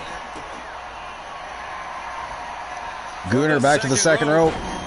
Oh, he goes for a roll-up, but Braun Breaker makes him pay for it. Gooner right back to his feet, though. Look at that. Takes the leg out. That was a chop block right to the front of the kneecap, too. That had to hurt. Up in the suplex. Oh, no. Suplex to a neck breaker by Gooner. Looks like he's not done. Oh, look at this. Whoa. Rolling cutter. Oh, Gooner. Also known as a Cody cutter. Or a Gooner roll. Reversal from Braun. Oh, nice. That was a talk about a show of power there by Braun Breaker. I mean, to have that kind of strength still this late into the matchup is impressive. It is impressive. I think we're about to see it. 3 and a 5, 84%. 100% not working for me. That's kind of funny. What isn't? The lotto? That's weird. Try it again. This match is getting the better of him. Taking on so much offense. Here, I'll play it first. Maybe it helps if somebody else plays it first. I don't know. Not like I'm going to win it anyway, so I'll give it a go. 4-8-1, yeah. I needed that 8 to be a 2. I needed that 8 to be a 2, because that would have been a combination of 1, 2, 4.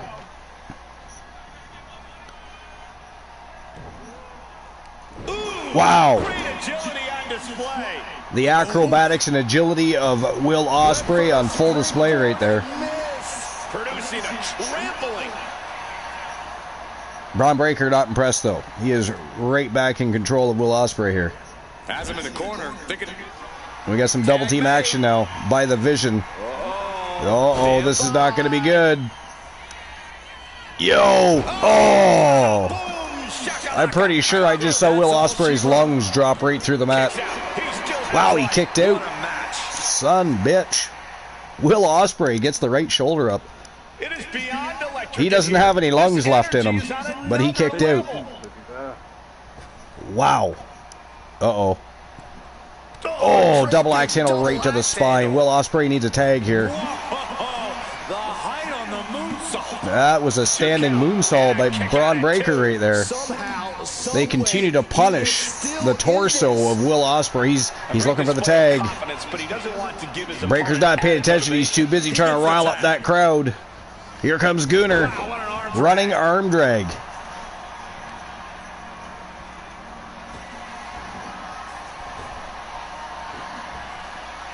Oh, he missed. Gunner outsmarted him. Evaded him on the way by. Uh-oh. Gunner clash time. There it is. Gunner clash. Wow, Braun Breaker kicked out of that.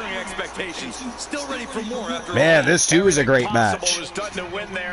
These guys are trying to give the Triangle of Terror and PFC a run for their money here. How much more can you take? We might end up having to name a match of the night for the women's division and a match of the night for the men's division, because this too, so far, is a badass matchup between the Vision and Team Arsenal. So much skill to land with such accuracy. Fuck yeah. A whole lot of luck too. Kick to the cranium. But being that it is after midnight in the UK, Team Luke the Gunner 94 will settle for nothing less than a victory here. There'll be a revolution formed if they lose. We can see a count out here. Exactly. Gunner tags back in Will Ospreay. We might end up with another count out victory. No, he got it on time. Oh, and ran right into a basement dropkick, but he no-sold it. Ate it like it was a snack before bed, and he is in control of Will Ospreay just like that. I thought he was going to get counted out, not going to lie. I thought we were having ourselves another count out victory there. Apparently that only happens to the Coalition. Apparently that only happens to all ego Ethan Page. I can just imagine the conversation between him and Archer in the locker room. Here comes Reed. Gets the knees up. Incredible wherewithal. Guaranteed Archer was not happy with that loss. A hell of a match for you, Team Arsenal in the division. This should be a feud. Between the Vision and Team Arsenal? Yeah. I mean, after a match this good, it may end up being. I mean, no matter who wins or loses this matchup, what a match. They should definitely run it back, no matter what. No matter who moves on to the stream preview, when the stream preview is over, these guys should run it back. Because, man, what a match. Big elbow to the face of Breaker. Yo! DDT, I think he busted open Breaker there. With that DDT. I mean, Braun's got his face buried in the mat there, so I can't quite tell. Yeah, he's bleeding. Looks like near his left eye there, I think. I don't know. Oh, nice clothesline by Breaker. Gunner gets the right shoulder up, 2 count only. You gotta believe that no one can feel the agony of defeat is causing. Yeah, it was a bit of a slow count, wasn't it? Bit of a slow count there. Gunner got lucky. Team Arsenal still in it to win it. Due to a slow count. Look at that strength of Gunner.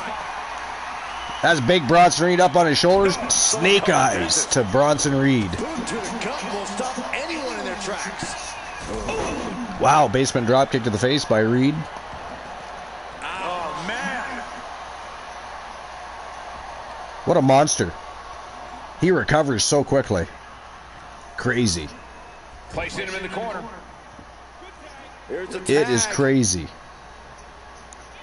Opponent off the ropes. Big back body drop to Gunner. And Gunner's like, fuck this, rolls outside the ring for a breather. Kenny Omega backing up.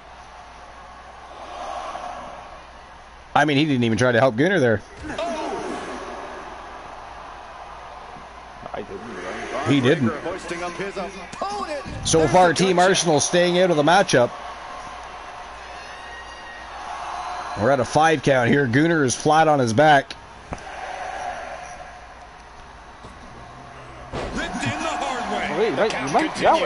Time to get back in there. Oh, he made it in. Wow. Nice roll up. Braun Breaker became distracted by Will Ospreay. And a roll up by the Gunner. He did not see the Gunner get in the ring and come out for me. Oh, Gunner roll. Ow. Why did he pick him back up? I had to just pin him right there. This is gonna be nasty. Oh. Damn. Oh, man, he's got him in the crosshairs. Looking for the flying forearm, but he went over. He has a real problem with Will Ospreay. He does not. Oh, Gunner got speared right off his feet there. Son of a bitch. Oh, shit. Wow, that is it. That is all. Ladies and gentlemen, the winners of the match, and moving on to the World War III stream per view to face. That was a wicked match. But moving on to face TDL at the World War III stream per view, along with two other teams. I'm not even mad at that. It is Big Bronson Reed and Braun Breaker. They are the Vision, and they picked up a huge W over Team Arsenal. But what a match that was. Wow. Holy shit. Between that and the Triangle of Terror versus Pure Fusion Collective match, those two matches burned up the night, man. They tore the house down. Holy shit. I mean, anybody watching that match was likely sitting on the edge of their seat, biting their nails. That was massive night. I know it's my best, so. That was definitely the best. It's a toss-up between that and the Triangle of Terror versus PFC. Yeah, you know? That was a good one. I know. Might have a tie here tonight. That's why I said we'll have a best match of the night for the women's division, best match of the night for the men's division. But when it comes to PFC and Triangle of Terror and Arsenal and the Vision, it was close. You know? That might be a tie in the best match of the night. Holy shit. That's gotta be like... Rocky says, Cooter lose. I knew it. Fucking Rocky was hoping you were going to lose, and he did. That's fucking, how dare he? Newcastle lost today. Even though you don't give me shit, right, football, but fuck it, I don't give a shit, haha. Why don't you like football, Rocky? Are you a you're not even a true Brit. How dare you? True Geordie. All right, congratulations to the Vision. Big win over Team Arsenal. It is main event time. And ladies and gentlemen, this is, of course, for the undisputed WCW United States Championship. It is Eric Dangerous from TDL, representing Team Galaxy Phantom, taking on Oba Femi for all the gold. Both U.S. championships on the line. It is for the undisputed WCW United States Championship. Can Oba Femi. What I wanted to say was, can Oba Femi defeat the great Eric Dangerous? We're going to find out next. And instead I was going to say Oba Femi. Who the fuck is Oba Femi? He's a new wrestler. He's long lost brother of Oba Femi. Good lord. But anyways, that is our main event of the day. And then, of course, we'll probably have a go-home happy match. Some sort of retro match, I'm thinking. What that retro match will be, I don't know. I do not know. I'm still pondering, thinking, lamenting, trying to figure it out. But here we go. It is WCW United States Championship action time. 1-on-1. Oba Femi. Eric Dangerous, undisputed WCW United States Championship on the line. You guys Discuss it amongst yourselves who you think is going to win the matchup. Will it be Oba or will it be Eric? Femi or Dangerous? And on that note, guys, I am going to head off. I know I'm heading off on the main event, but I'm going to go How chill fucking out. dare you? I'm going to go chill out and I'm going to go and just have some time myself. How fucking dare you?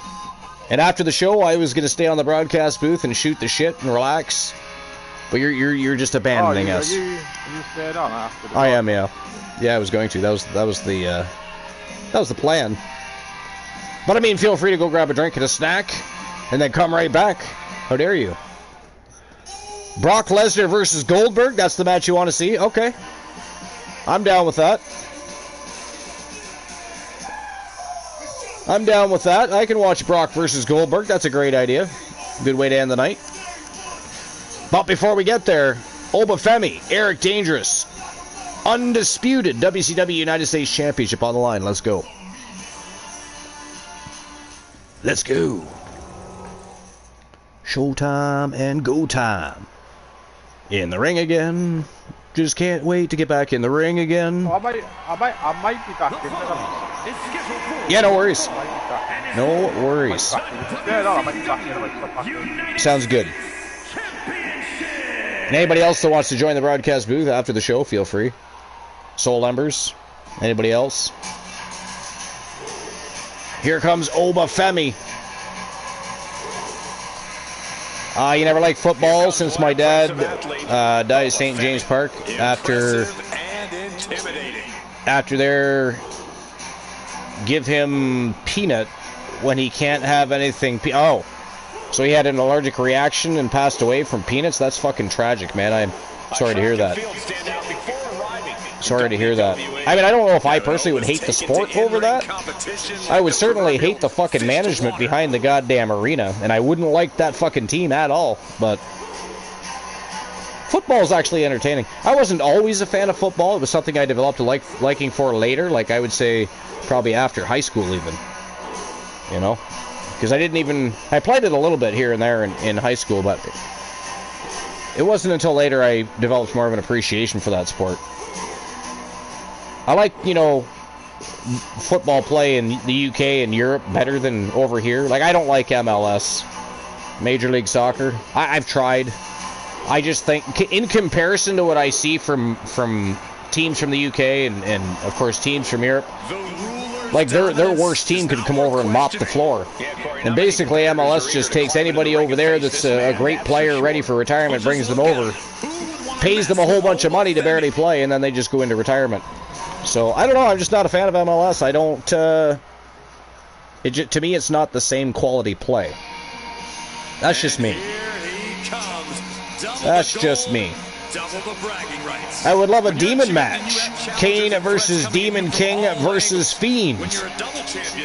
I mean, that'd be a cool match too, but that's not really a retro match. Usually for this season so far, we have had retro matches for our Go Home Happy matches. You're a Man City fan? Okay. So you do have a football team you do like. But I can understand though, like that's fucking horrible. How old were you when that happened? Like, that's not a recent happening? Is this something happened when we were younger? Like, were you a young man when that happened, or is this in more recent times? Either way, it's tragic, and it sucks. Flat out sucks. No other way to put it. Stink. He's making his assault on the WWE history books. Champion's ready to go. Obafemi is ready to go. This is going to be a slobber knocker for the undisputed WCW United States Championship.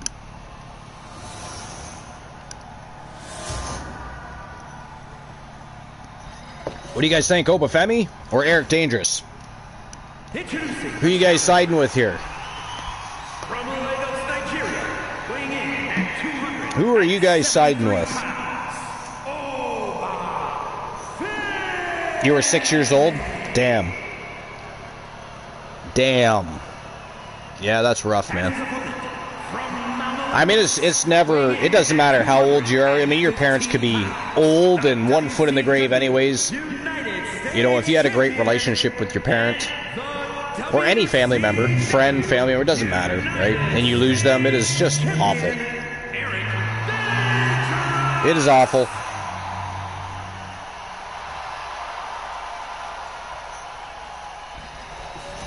You win this title, you are primed for big things. Here we go.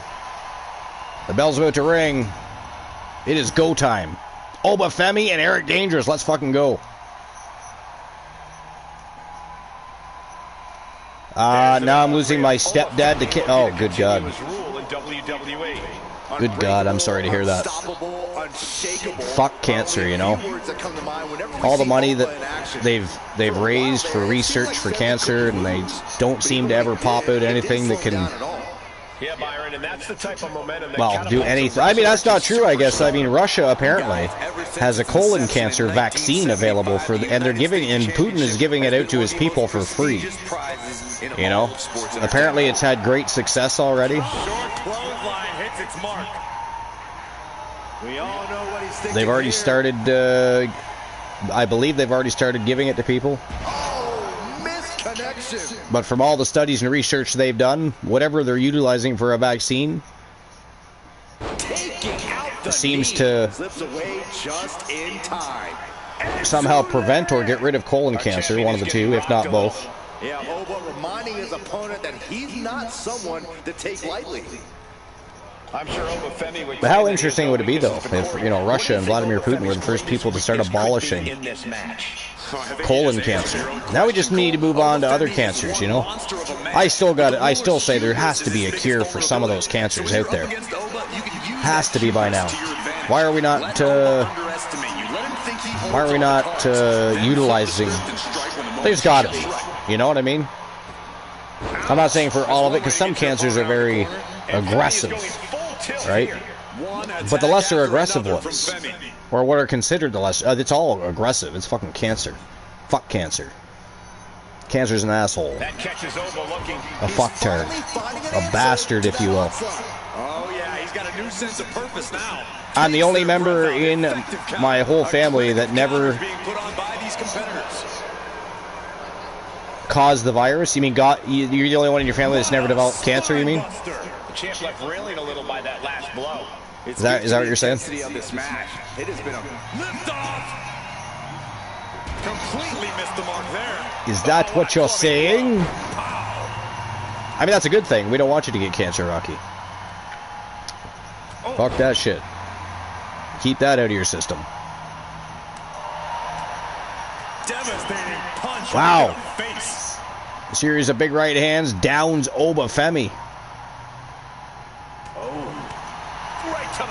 So far, the champion all over Obafemi. Obafemi, though, turning the tides here. Nice counter and reversal by Eric Dangerous. Wow. Olympic slam. The champion doing everything to retain here. 2 count on Obafemi. Man, oh man. The champion looking good in there. Obafemi seems to be having an issue even trying to figure out Eric Dangerous here. Oh, he was trying to use that power on 1 count only, though. Nice reversal by Eric Dangerous, but only a 2 count. Oh, he stunned him. He stunned Obafemi. Oh, wow.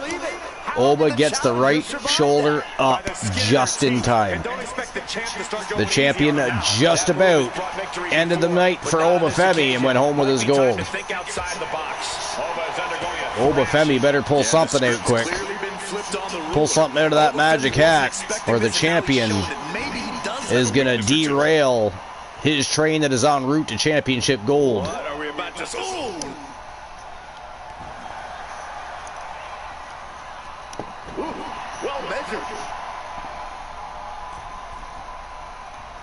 819, unlucky. Look at this power from Oba. Wow. My God. He is a powerful man, is Obafemi. Ooh, pump up, power slam. 2 count. Meant to say power bomb, actually. Either way, it's a slam, and it was a lot of power behind it. It might be time for a change of strategy. His best move didn't get the job done.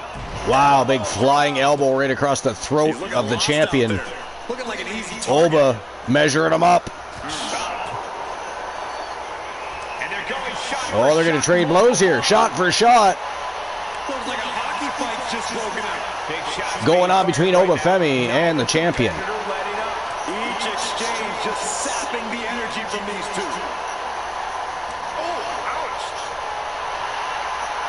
Look at Eric Dangerous. He's like, bring it, bitch. Going back and forth like this. Holy hell. Two fighters. Oh, looks like we got ourselves a hockey fight. Holy fuck.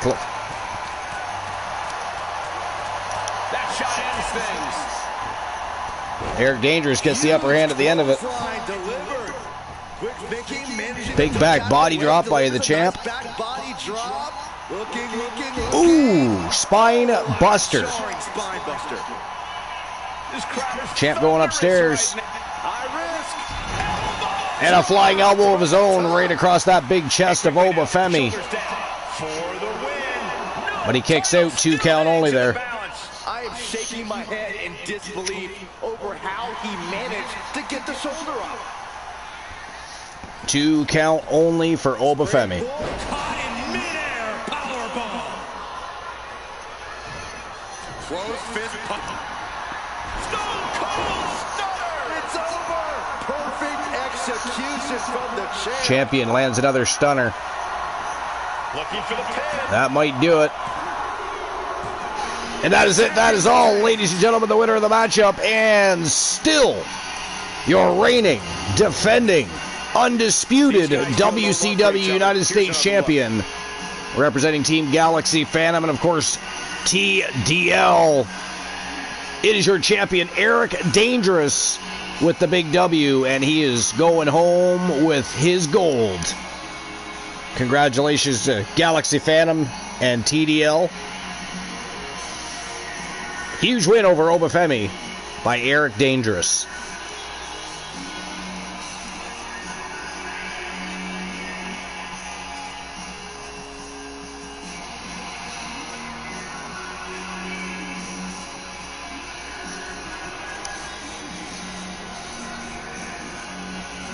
So we only had one new champion tonight.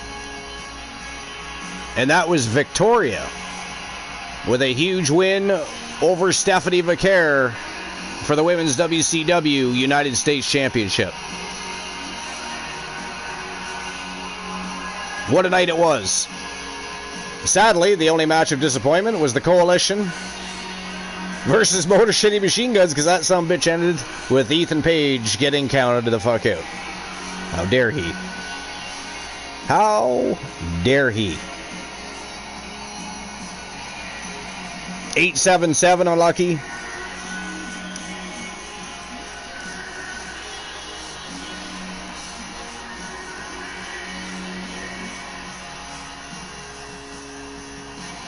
And there it is, the replay of that 3 count by Eric Dangerous, our undisputed WCW United States Champion. There you have it. There he is, the champion, standing tall after this defense. What a title defense by the champion. He is the United States Champion, of course. Mufasa, the TWA World's Champion.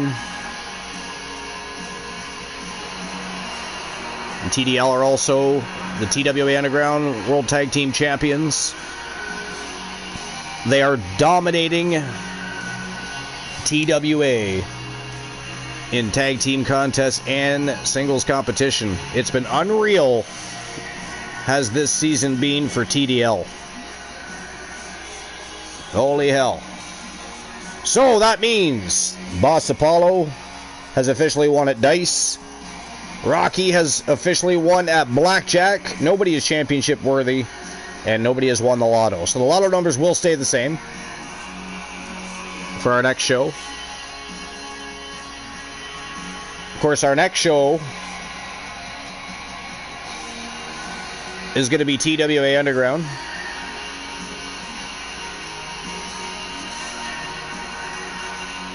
But the night's not quite over yet. The show itself is over. Episode number 659, however, continues to steamroll forward because we have one last match. Our Go Home Happy Retro matchup. And it has been suggested that we have Brock Lesnar versus Goldberg. So we're going to do that. But congratulations again to TDL, Galaxy Phantom, and Eric Dangerous' big win over Obafemi. What a great show that was. Just a quick recap. Victoria became the new Women's WCW United States Champion with a win over Stephanie Vaquer. Motor City Machine Guns become #1 contenders to TDL's Tag Team Championship over the Coalition. Pure Fusion Collective have beaten Ego's Paradise. Death Authority defeated DIY. D'Lo Brown defended his Legends Championship against Kyle Riley. Metaphor, Lash Legend, and Jakar Jackson defeated Morgan and Tessa James, Lady Death Authority. Triangle of Terror with a big win over Pure Fusion Collective.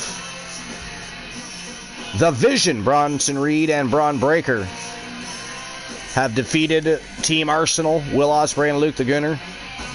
Last but not least, our undisputed WCW United States Champion defended his gold against the new beast in TWA, Obafemi.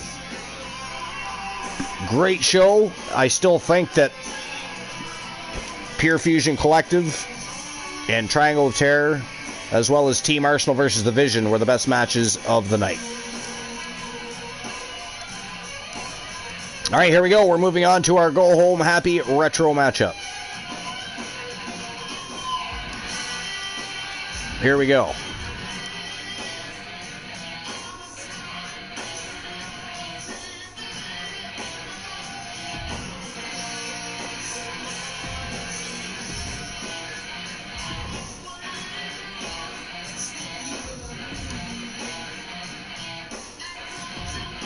Brock Lesnar versus Goldberg.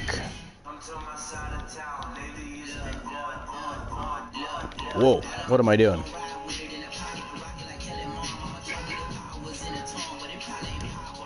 Brock Lesnar. Wait a minute.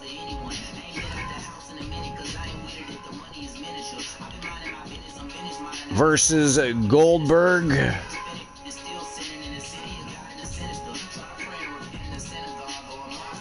One-on-one to cap off the evening. Here we go. Who's it going to be? Goldberg or Brock Lesnar? We're going to find out right now.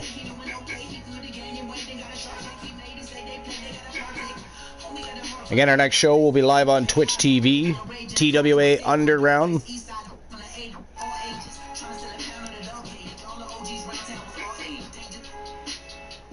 Our next big SPV for 2025, of course, our second annual WCW World War III stream preview that'll feature war games and championship matches all day long. Will be, of course, this Saturday. This coming Saturday. And then shortly thereafter, we're going to be having our very first of our new shows, TWA's Ladies' Night. Will go live. Have not decided if that's going to be Twitch or YouTube yet, however. We shall see. We shall see. One of my favorites.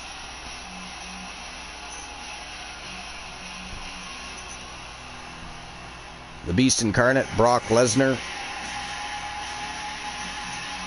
making his way to the ring. The following contest is scheduled for one fall. Making his way to the ring from Minneapolis, Minnesota, Galaxy Phantoms in the house. W on Eric Dangerous when he sure did. It was a great match. Eric Dangerous actually controlled majority of that matchup. It was a solid victory over Obafemi. That's for sure.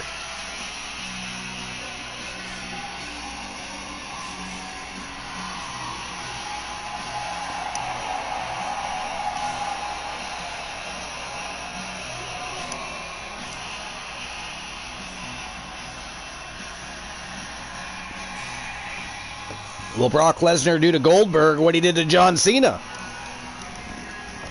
We're going to find out for sure. We are going to find out for sure. A man who elevates his game every week. He is competing at his highest level yet.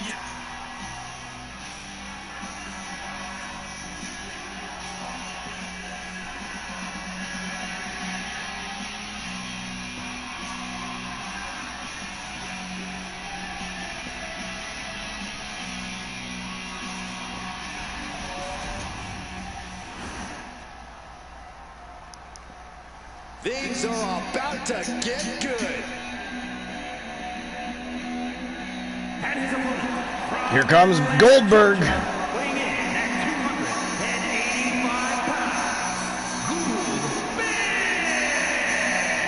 Matches of this caliber with this level of talent showing their skills. This is why I do what I do.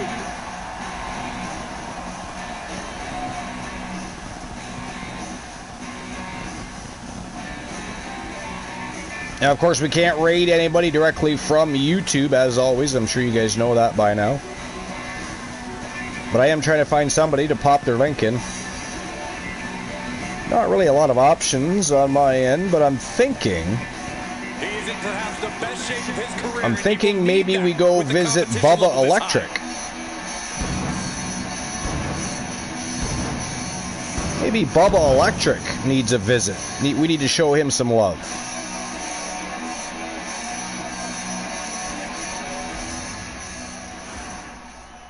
Here we go, bell's about to ring. The Beast versus Goldberg. And we can already see just how focused who's walking out with the win? The W, the dub. But don't overlook his opponent, a superstar who is tired of living in the shadows. If you guys don't know who Bubba Electric is, definitely click that link when the show is over. Go check out his show, show him some love and support. Before we end the evening. Or, well, not before.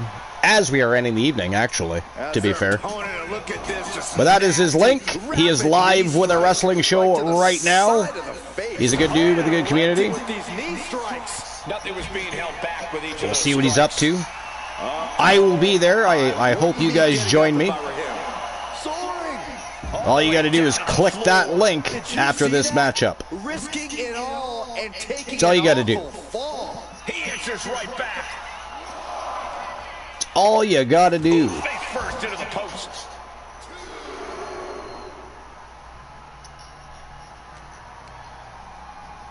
Nice reversal by Lesnar.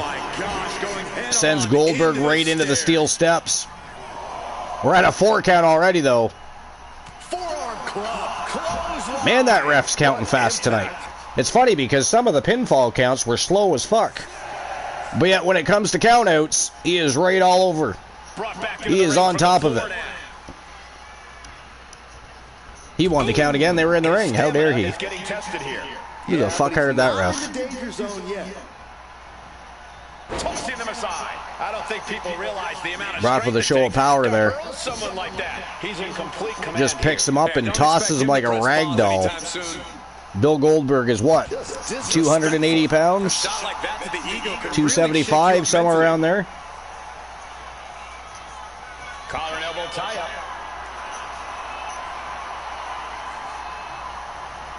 Switching into the side headlock. Oh, nice transition by Lesnar. Getting out of that and able to lock in a top. Another reversal this time by Goldberg. Wait a minute, Goldberg is bleeding already. I didn't even see that. That must have been from the steel steps. He had a Jade Cargill moment, apparently.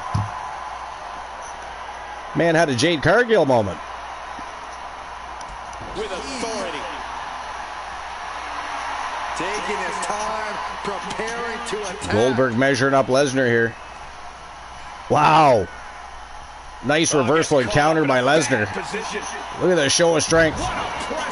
The military press slam by the Beast Incarnate. No, kick out. Showing his determination there with that kick out.